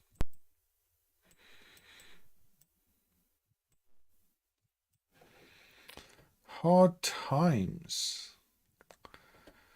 Hard Times as a dog? The Hack of Blood Brothers? Again, I don't think it's a playable dog.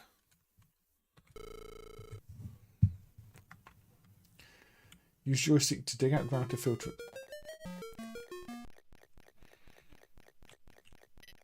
Suddenly the pit looks brilliant.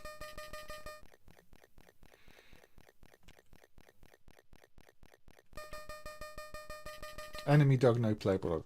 Yeah, I'm trying to...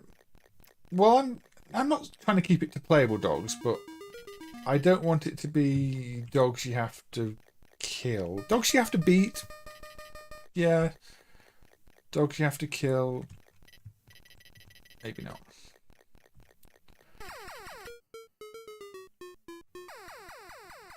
Okay, I wasn't meant to pick that up.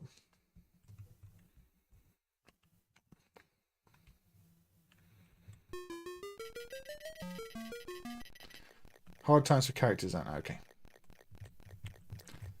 Why does the button go this way? Button 1 is the same as right in this game, apparently. I also don't know what I'm doing now.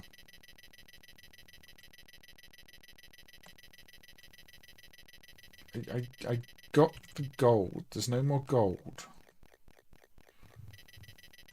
I'm just digging dirt to fill up the things? Seriously, is the goal of this game just to dig out the playfield? It's like Mr. Do without the fun.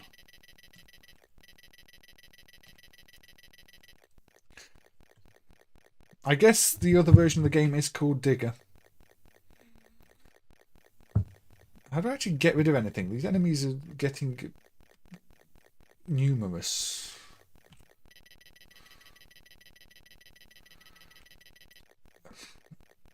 Definitely not Golgo 13 either, Mick.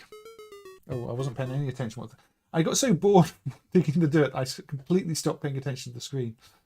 Yeah, you check out the ground to hurl the trucks. That is the point of this game, isn't it?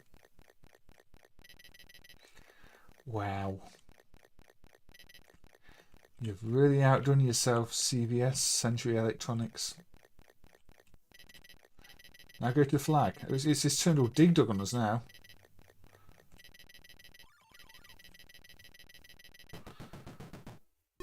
Opposite of kicks. Yeah, it's just get gold to eat white monsters. So basically leave the gold alone until you need it.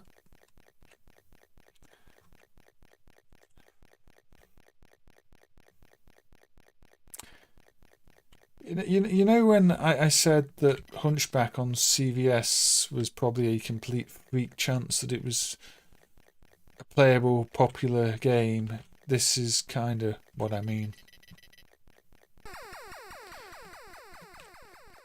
This is not gameplay.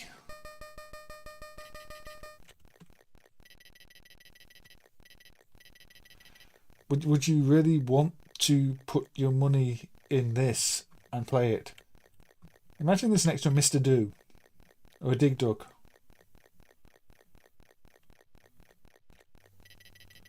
Yeah, it's. I don't know if Digger is any better. I'm assuming it's just like same game but with different graphics. Maybe without the gold. Maybe it's even more primitive. I really don't know. I'm not going to put Digger on next to find out. No, there aren't many good games on this hardware. There are lots of bad games on this hardware. This is just fact. The hardware is full of bad games. The goal is to fill up the carts at the bottom by digging mud out. It's like Mr. Do if you had to collect half the screen. You can't actually kill anything. Is that Uncle Pooh? I think Uncle Pooh was more fun though.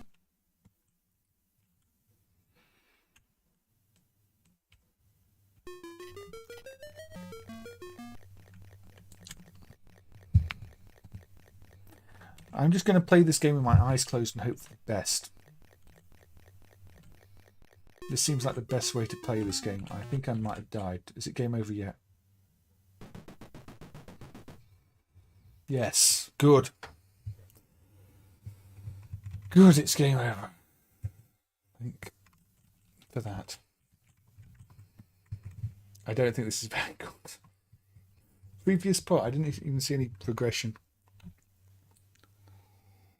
5, 4, 3, 2, 1, 0. I appreciate the countdown. Thank you, game.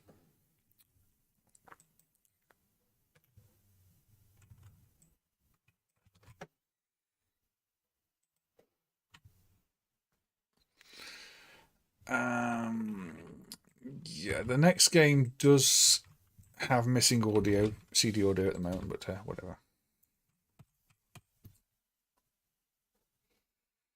I think KO's got a fix in for this, but I don't think it's been merged, so for now, no CD audio.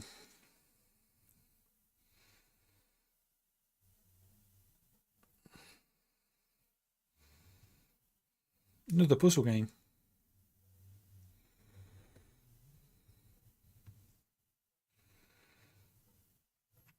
This is Let's Attack Crazy Cross. Space Bomber has dog enemies too, although I was considering Space Bomber because Space Bomber, you grab the enemies and they also act as like shields and stuff like that, but also your shields get destroyed, so in the end the dogs do kind of die. So I don't know. We've got a few more dog games.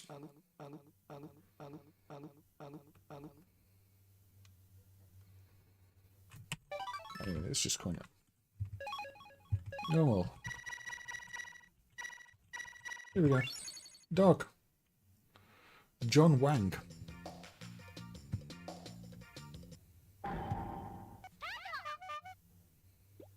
Virtua Cop 1 doesn't really run very well in MAME though, Mick.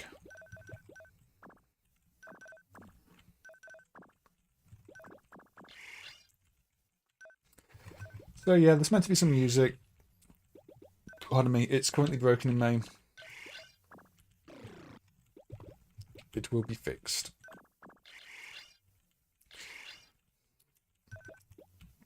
But this is basically Konami's take on the likes of Pure Pure. Match 3, it unlocks the cubes next to it.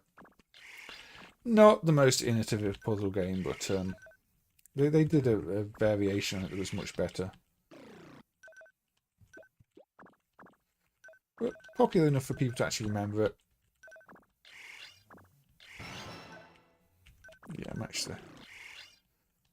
the heads, create chains. I mean,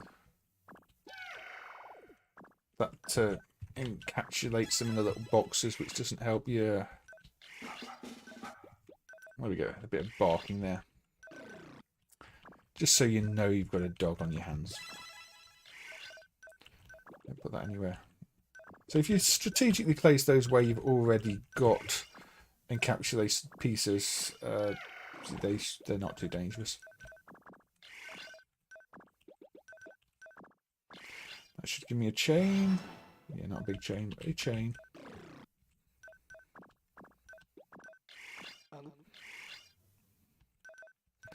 That was a very Pac-Man-like character for a Namco game, I have to say. For a Konami game, not a Namco game. I think without the music, these games do feel a little empty.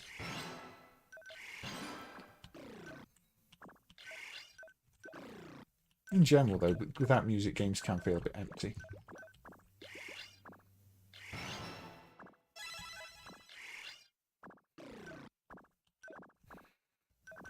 I want a blue. There we go. That's what I wanted.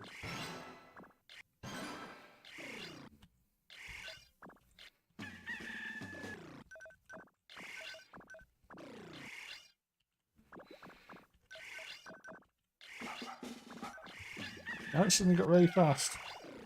I thought I'd beat the enemy then, but I clearly had not.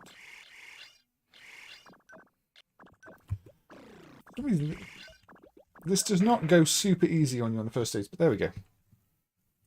It's not very similar to Super Puzzle Fighter Pietro. Super Puzzle Fighter has you making bigger blocks out of smaller blocks. The series is much fun. You like it more than Pure. It's got more combos and action. It's not one I've ever played two-player MV1, so I don't know. Well presented. You know, solid mechanics. Not that creative. It's quite traditional. But, say, it's popular enough for Konami to have quite a few entries, and I think home ports too, and I think there's a themed version here on Saturn, isn't there? With some other IP attached to it. Can't remember the name of the game, but I think it's got quite a few releases.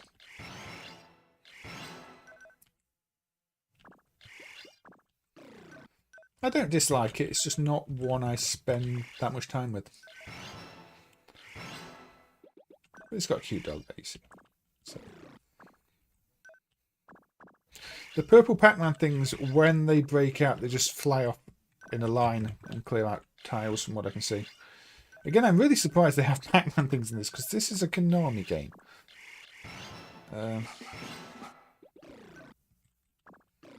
Anyway. I'm just going to kill myself off on this because, you know, you've seen what it is. Konami puzzle game. Also on PlayStation hardware, by the way. This is the PlayStation hardware version, which used CD rather than the Konami GX version. Konami, I think it's GV hardware.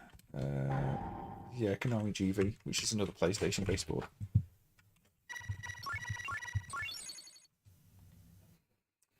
Yeah, that's the other one, Puzzle Dharma. That's the one that I think's got slightly more interesting mechanics. But, I mean, the Santeri, the way these System 10 games work, apart from mrdrilrg 2, is they read sequentially from the NAND-ROM anyway, because it's like a sort of... The NAND-ROMs are more like drives, you read like word at a time of them. So it kind of makes sense. Anyway, that was Let's Attack Crazy Cross. Okay. Shall we go obscure? Okay. 4-in-1 bootleg Puzzle King. Silly thing with what feel like bootlegs of Semicom games in, but also we don't have an exact match for the Semicom game. It's sort of Hyper Pac-Man, but not. But that's the one we're going to play, Pac-Man 2. Babe, look. But hello. Here we go. We got a dog.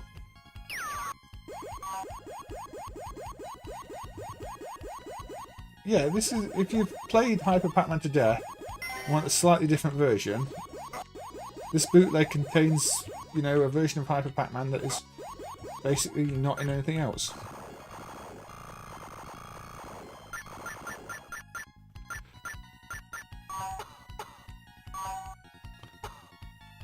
I've said this before, but I kind of wonder if this is based off the undumped Twinkle 2.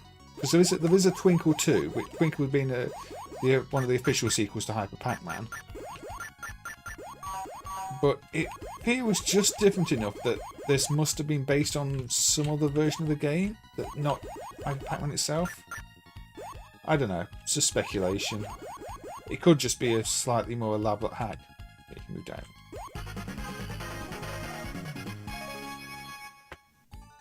Hyper Pac-Man's actually a really good game, as is Twinkle. I mean, Semicom did a really good job with them. Can't really complain about the games. They're full of little secrets. You have to find out how to access the different tiles. And so yeah, this is a solid bootleg of an unofficial version of... I don't know. But you can also move diagonally, that's the thing. You can move diagonally. It feels like the Hyperman 2 engine, which again is why I think maybe it's a newer game they based it on. But it still plays more like Pac-Man. Hyperman 2 was the one that was a shooter instead. Honestly, I don't know. Yeah, there were secret passages, which you have to know or find. It is a dirt track, but I've said I'm not really doing dirt games. The sound just broke. That's interesting. You know what? That's interesting because I've had the sound break on Semicom games before. The sound CPU has clearly just crashed or something. Okay. Yeah, the Z80 must have crashed. How odd. How odd indeed. Yeah. I don't know. The weird thing is, I don't remember this ever happening before the FM core rewrite, so I don't know if it's an interrupt problem, just killing the I'm looking for more games where you're digging in the dirt, not just racing in dirt. Anyway, we'll quit this because apparently I've broken the sound just by playing the game, which say did happen to me with Hyperman 2 once. So Hyperman 2. So I don't know. That seems like maybe it's a legitimate bug because that's the second time I've seen that happen. Yeah, I think it might be a bug. I can only assume that the interrupts are killing the sound CPU.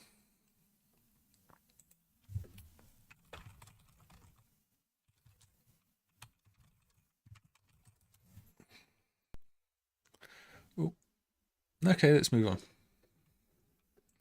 The Amazing Adventures of Mr. F. Lee by Pacific Novelty. Jump from dog to dog. Get fleas into dog houses. Avoid the lawnmowers. We've played this before. Plenty of dogs here.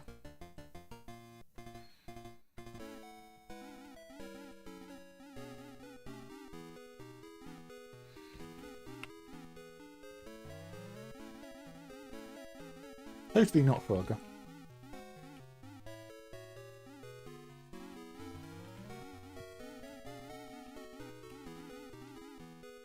Now you don't play as a dog, but dogs do feature quite prominently, so it counts, doesn't it?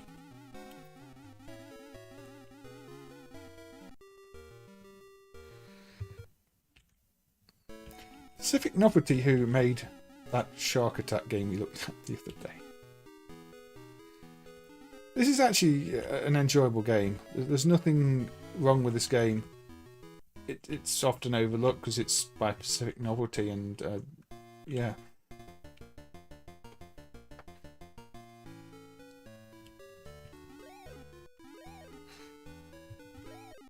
Well, it's another one of those various little mini games that take influence from other popular games. I mean, we're a little bit Jungle Hunt here, aren't we? Pretty much, you know, going from rope to rope.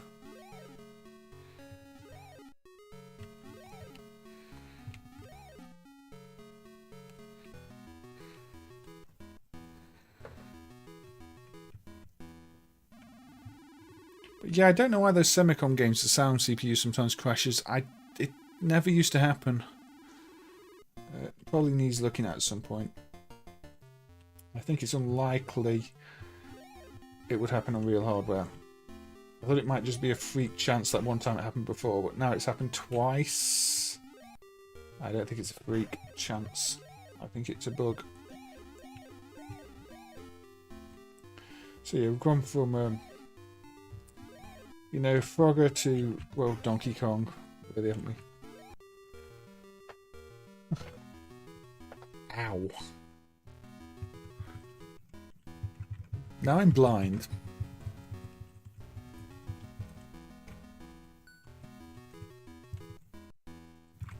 Yeah, Pacific Novelty did good with this one. It's actually a decent game. Well presented, good, you know, good theme. Apart from that flashing, which was obnoxious. So we'll try this one again.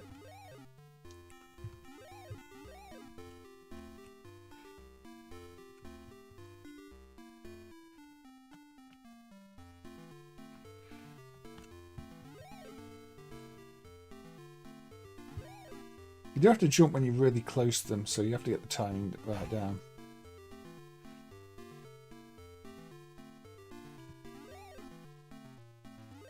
There we go.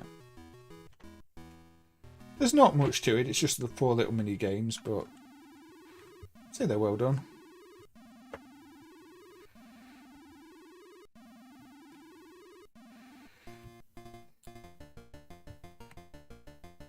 Jump the spots. We're going up the dog's back now.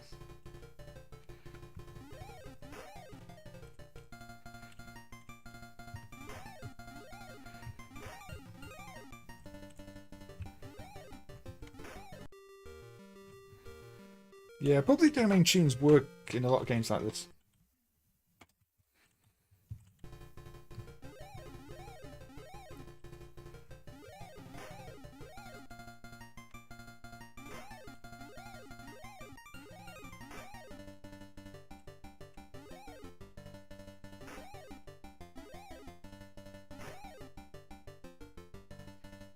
Yeah, dog games have become a lot more popular recently. I mean, I really enjoyed that Grapple Dog game that came out on the Switch. Super Rare published it.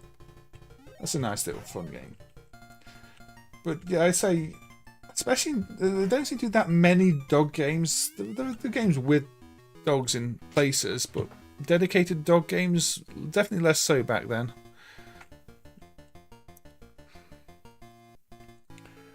Well, we were playing Mr. Driller G at the start of the stream, where you definitely do dig as a dog. This is kind of why I combine the themes. But yeah.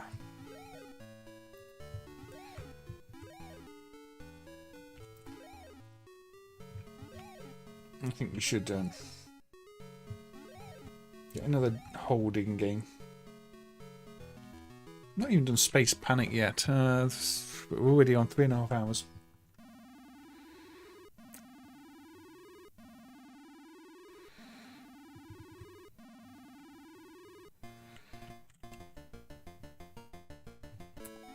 There's one. I think I want to play one more dog semicom game with a dog after this.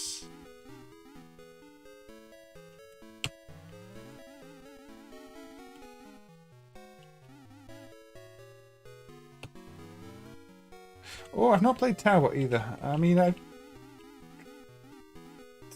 Towbot's good. I think nobody appreciates Towbot, but I really like it. I'm going to have to start deciding which ones I'm not going to play, though.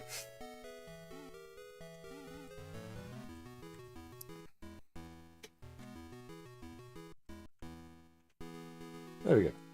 Level 1 completed.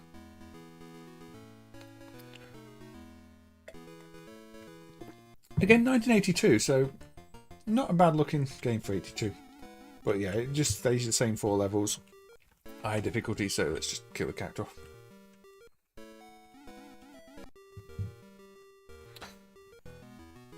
Yeah, don't flash like that, screens. Don't flash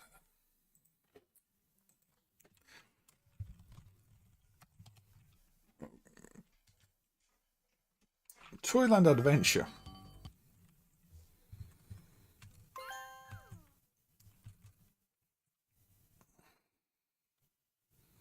Unfortunately, to play as player 2, you do have to insert 2 credits. You can't just play as player 2 otherwise. So player 1 is just going to have to die.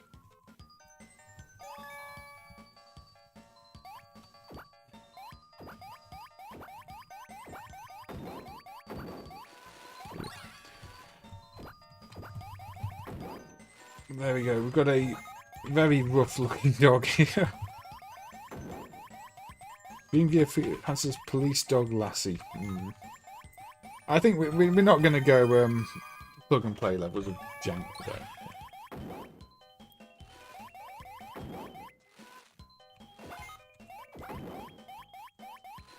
This is a bit too basic. I mean, I do like Semicom games, but I've always thought that this one doesn't really do enough. You just hit the enemies and they explode.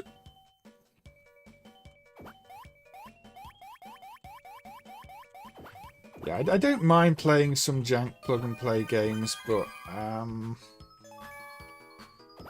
got to be in the mood for playing.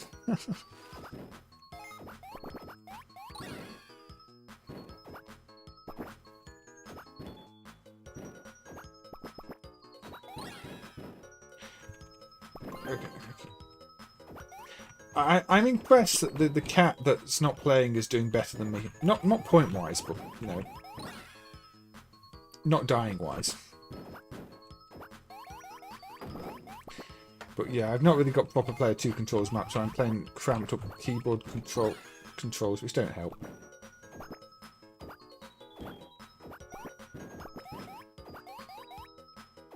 It's a bit like Diet Go-Go, but not as good.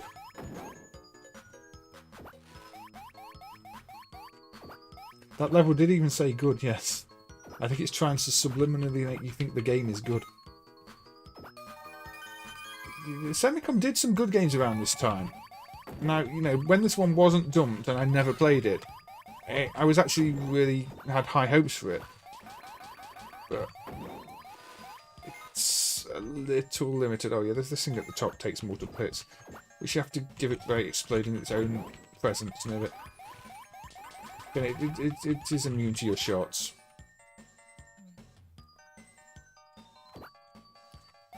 And again, with this type of game, usually if there's a big enemy like this, it will be possible to hit with a lot of shots. But this one is just like, nope. Slow the pace right down.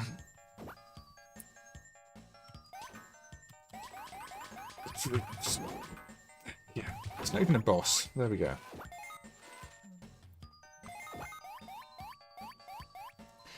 Yeah, it's... you know, I've played worse games than this. It just doesn't really do enough. You know, it's not like Snow Brothers where you can make interesting chains. You're kind of limited to close range explosions. Zoo Papa is a good one where, you know, your explosions fill the screen so you can still create good chains. This is a little simple.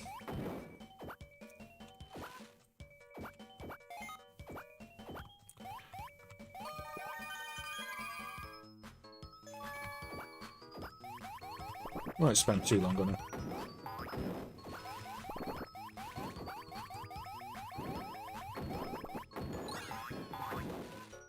Yeah, here's a house, here's another house, here's a farm, here's a house. Yeah, I mean, there were worse backgrounds they could have picked. But, you know, Semicom do go for family friendly, so we're not going to go, oh dear, I'm going to have to edit that out. At least they should do. I've never seen anything inappropriate in this game. It's called Toyland Adventure at the end of the day. It's by Semicom. It's got horrible pre-rendered sheep.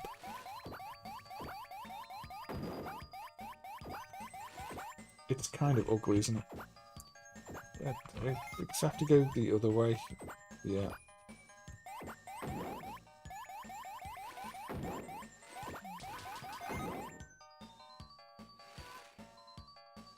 Kids love overcast skies.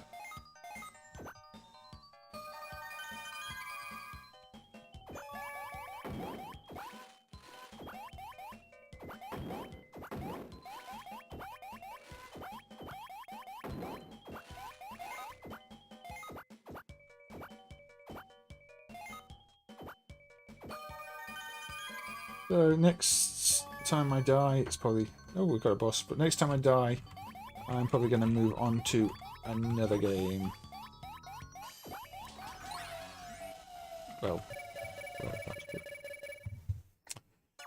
Let's bounce to get I like the way Semicom do make text bounce around and things like that. They like to make their letters appear fancier than they are. Bosses, it does have quite strong Space Bomber vibes, yes, in the pre-rendered trash cans and the like.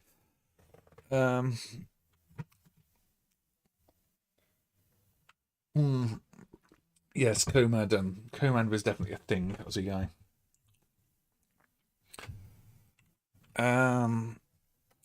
Actually, one more dog in the arcade. I'm not actually going to play this for more than about a minute. Final Tetris.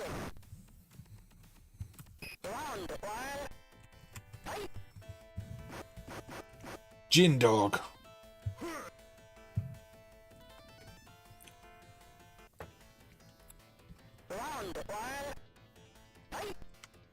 Everybody's favourite dog is definitely Gin Dog, who looks completely different on the picture down there compared to the picture up there. But Gin Dog. It's Tetris with power-up blocks and stuff. Not versus competition, mate. Yeah.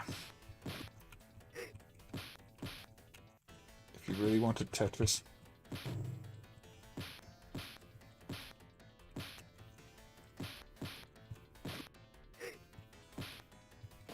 With the pieces slide. They don't move in tile blocks at the top. They slide, which is really distracting.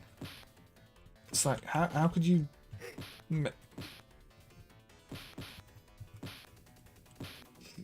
It's quite hard to do Tetris badly, but... Dog with sunglasses. No, don't do that to the dog. Oh. The dog is still like... Yeah, but we won't play any more of that.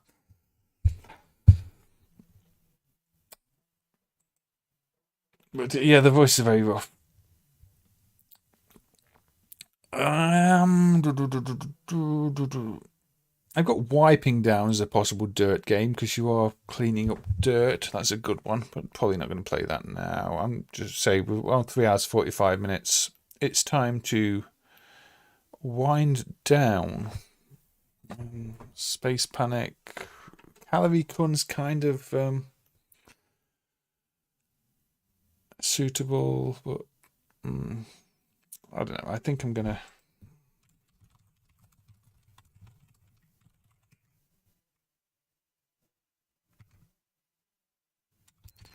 play one we looked at on the Amstrad CPC before, but the Spectrum version. Loading noises.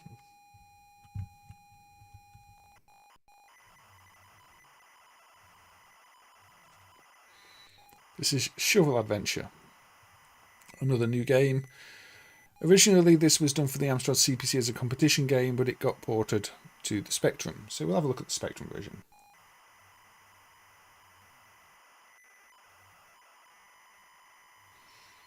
I think we will probably finish the stream after this with going back to drillrg.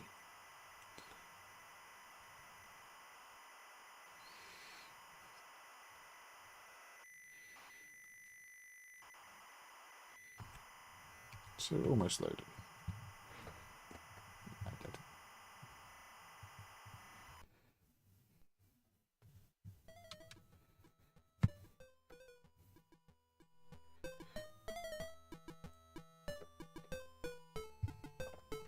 Oh, I forgot about Space Invaders 95. Yes, I did. Space Invaders 95 will have to be done, Bob. Space Invaders 95 will definitely have to be looked at.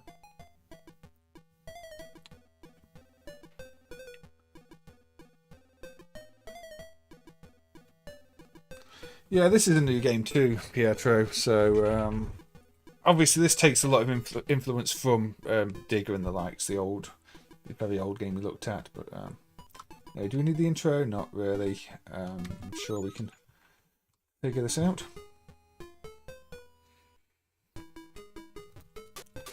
Yeah, you see, don't fall in your own holes. Get the timing right. Dig up the treasure, yes. The Amstrad version was more colourful, but the Spectrum version has a bit more detail in the graphics.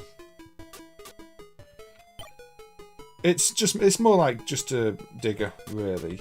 But it does have a few elements of load runner, yeah. Get out of there. It's almost a cross between Oh Mummy and Digger. If you ever played Oh Mummy.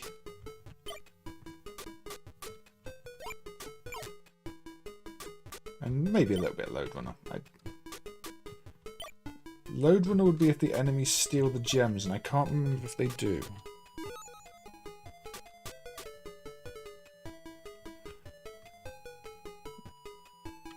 Heiankyo Alien meets Indiana Jones. That would be another way to look at it, yes. Yeah. Okay. I used the freeze enemies when I didn't really need them frozen. I'm not going to get very far if I die that easily. This one, the Spectrum version isn't free. It will cost you about £1.50 or something like that, if you want it. I think the competition version of the CPC is free. The improved release with extra features they charge for.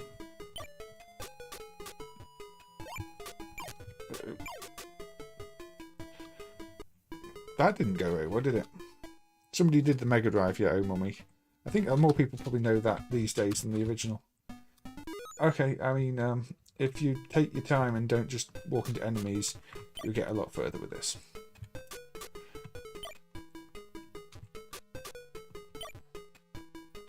But it runs nice and smooth. Well presented.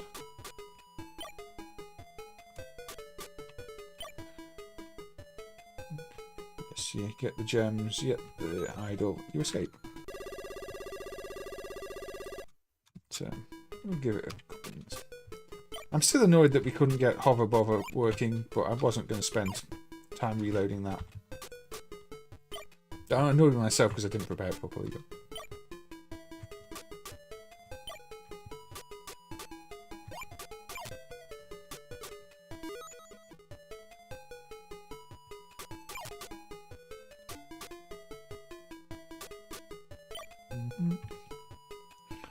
I think the key is here, not getting trapped up here. Which I probably just failed. Yeah.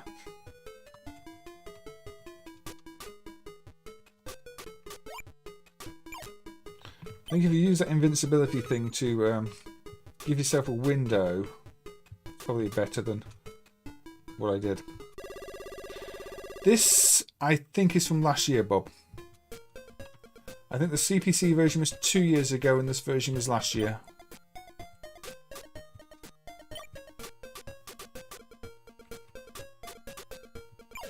Oh yeah, they don't fall in the holes, do they? You have to avoid the snakes. Snakes just laugh at your holes. The quality of modern games in general is fantastic. Obviously, the people are working with far better tools these days. Developing on a PC, you know, if something crashes, you just reload it in the emulator. It's a much easier process.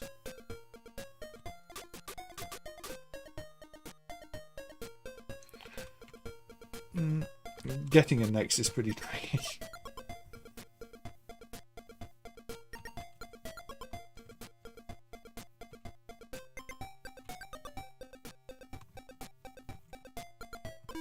Yeah, these are proper little games. Very playable. The time limit's quite strict on some of these levels. You have to watch that. I've not mentioned it. Don't do that.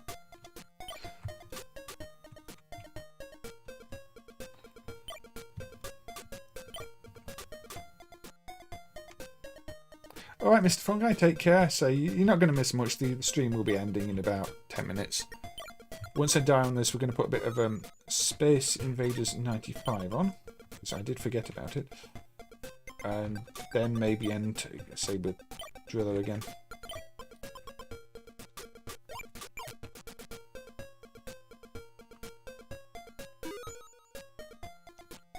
Get the whole mummy.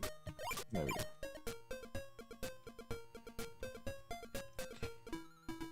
But we didn't die then. I ran straight to the enemy, but the priority. There we go, get password. Obviously, exiting takes priority. That wasn't clever.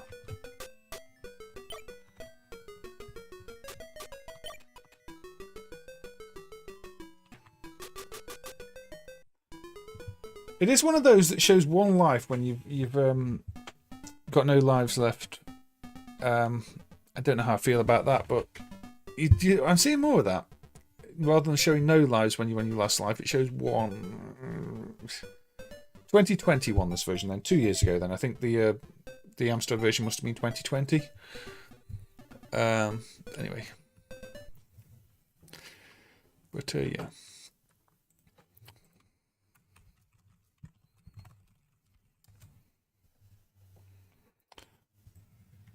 So, I think Super Space Invaders. I bet I don't have this on for. Let's put the point. There we go. Yes.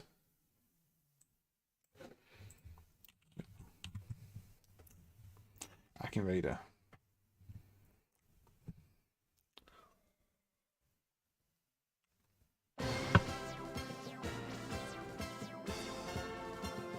They named the dev team after Mr. Mayag.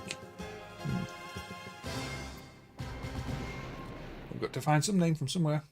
So Space Invaders 95, The Attack of the Lunar Loonies. Very much styled like Namco's Cosmo Gang video game, to be honest. But one of the more interesting Space Invaders sequels. There we go, there's Harry the dog. Right, take care, ND1, if you're off too. Hopefully I will catch you on the next one. I don't know when the next one will be, but I do... Well, I don't like to leave it the whole year between live streams like I did before, but sometimes when life is very busy that happens. But at the moment, it's more possible to do them.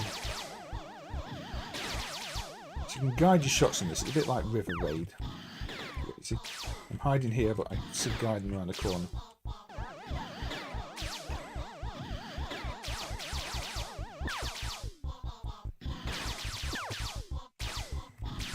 Well, this just feels more like a Namco game than a Taito game to me.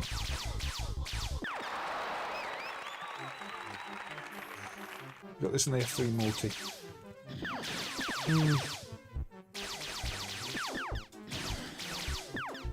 The F3 multi is kind of handy for people who, you know, real hardware recordings, because there's definitely more real hardware recordings now than there were before.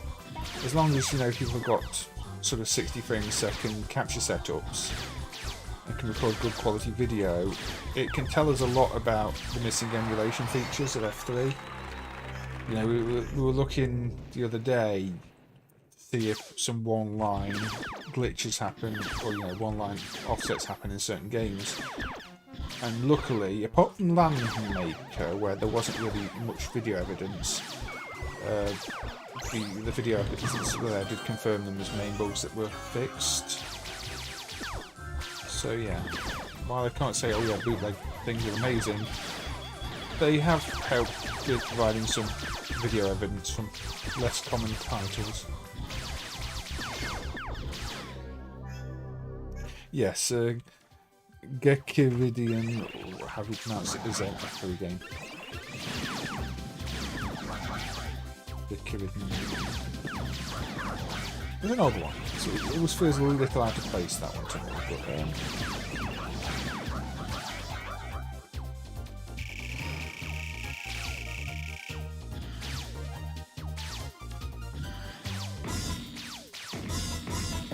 Ross. Good little dog over here is in the basket. But yeah, they ramped Space Invaders up a notch for this one. It has the concept of the original, but a lot more going on. So it's still got the lines at the bottom, but if the invaders get too low, it's bad.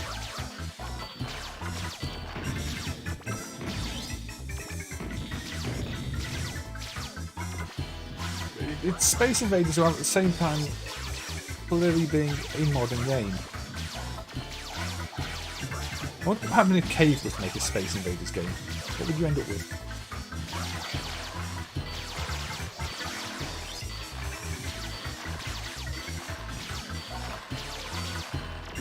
There's lots of bullets here, but it's not really bullet hell, is it?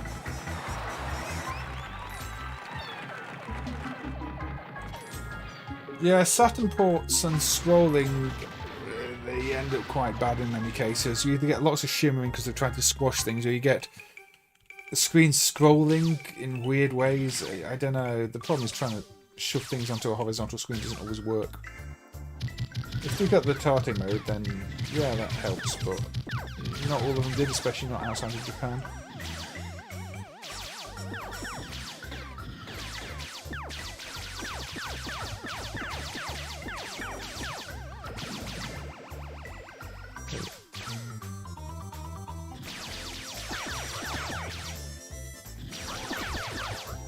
Again, that's clearly a muted Pac-Man, and this is not a Namco game.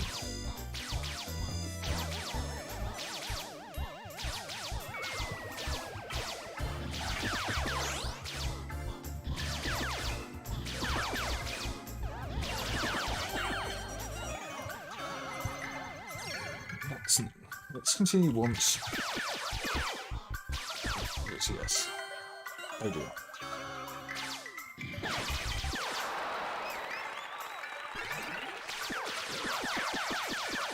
That Pizza Island.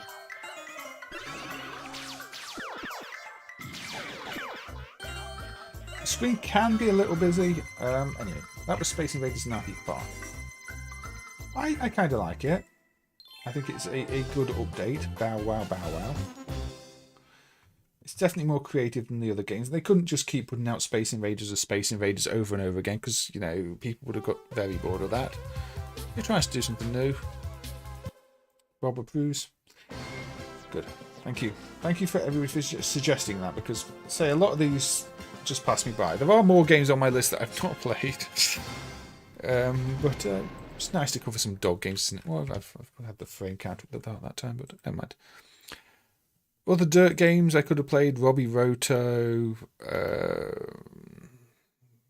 some other Spectrum games, Dangerous Dungeons, Kyle Hodgett's things, Doki Doki Penguin Land maybe, or Digging, Anteater, but you're not really digging the dirt, you're just eating the dots. But anyway, there were potentials there. But as I said, we're on 4 hours now. We can't go on for much longer.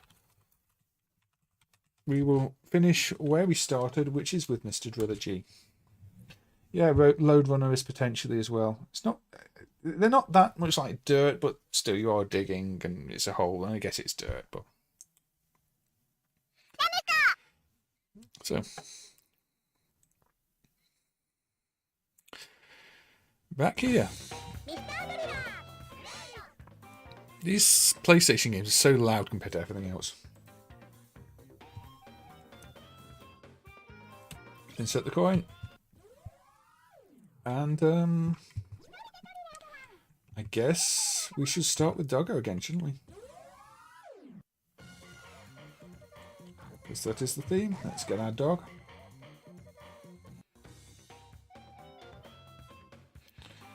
And, yeah, let's go on India. Yeah, I like to try to finish if there's time, and since we're overrun anyway, there's time. I've ruined my idea of just doing a 3-hour stream.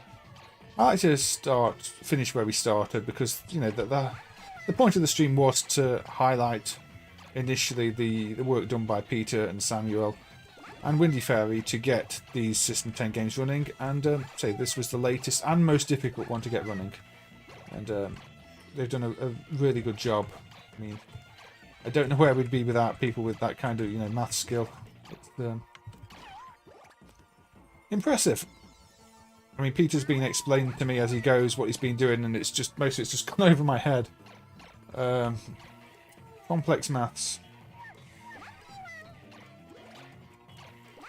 I mean, he's been chatting a bit with Santeri in the chat there about it as well, and the problems involved. I've not read them out because they're kind of difficult to read out, complex stuff like that. on a subject that I'm not too strong on. I mean, all I can suggest is, you know, patterns and things that might help find plain text. You know, comparisons with things like Driller 2, because there's a lot in common, so there are a lot of shared assets.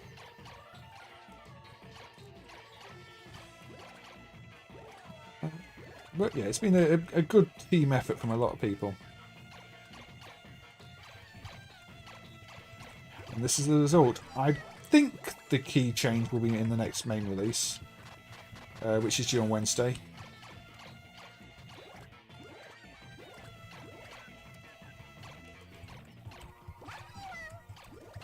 There we go. Can't get it there, can we?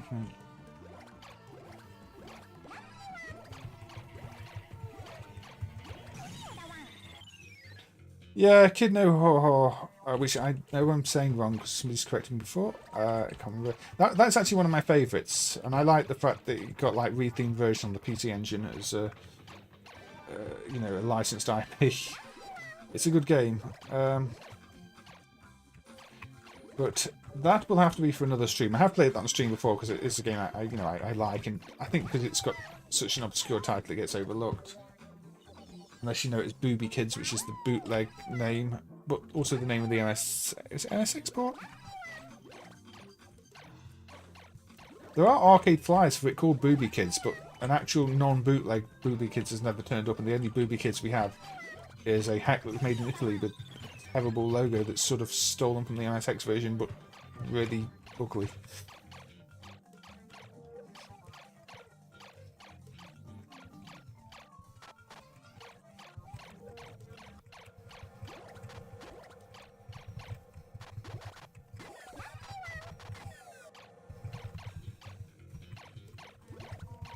The Famicom port's the one that's Booby Kids out, but yeah. But they said there's an arcade flyer for Booby Kids, but the version we have is just a bootleg. I don't know if it was ever actually released. It's the prototype version. Yeah, I don't think we have the real prototype. We only have a title hack, a tile hack, which is ugly and clearly not meant to be like that. Yeah, Italy was the source of many bootlegs. Sometimes just cheap year hacks, or year hacks where they've gone to the extent of changing the year, then changing a random byte somewhere in a text string so the checksum still works. Silly things like that. There's a Booby Boys on the Game Boy. I'm not sure that will be related. So, that is the password, which I'm sure doesn't work anymore. But yes, it says game over on the screen. And yeah, I think I'm going to say game over for the stream for now, because we've been going on for 4 hours and 5 minutes. And yes, there are games I want to do that I've not done. There's the Arcade Lemmings port I would have quite liked to do. There's Load Runner Dig Fight. You know, there are a few. But we've done a fair few Doggo games, a fair few digging dirty games.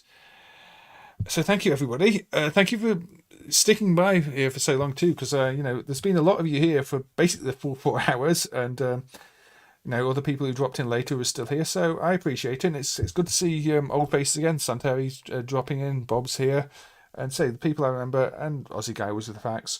So yeah, thank you, everybody. But yes, I'm going to keep the ending of this fairly brief, because you know, it's getting on. I'm hungry and I'm a little bit tired. I'd like to give my eyes a rest because they're a little bit sore. So yeah, take care, everybody, and I hope to see you on the next one. And it's been great as always. Thank you. See you then. Let's close the game and find my outro.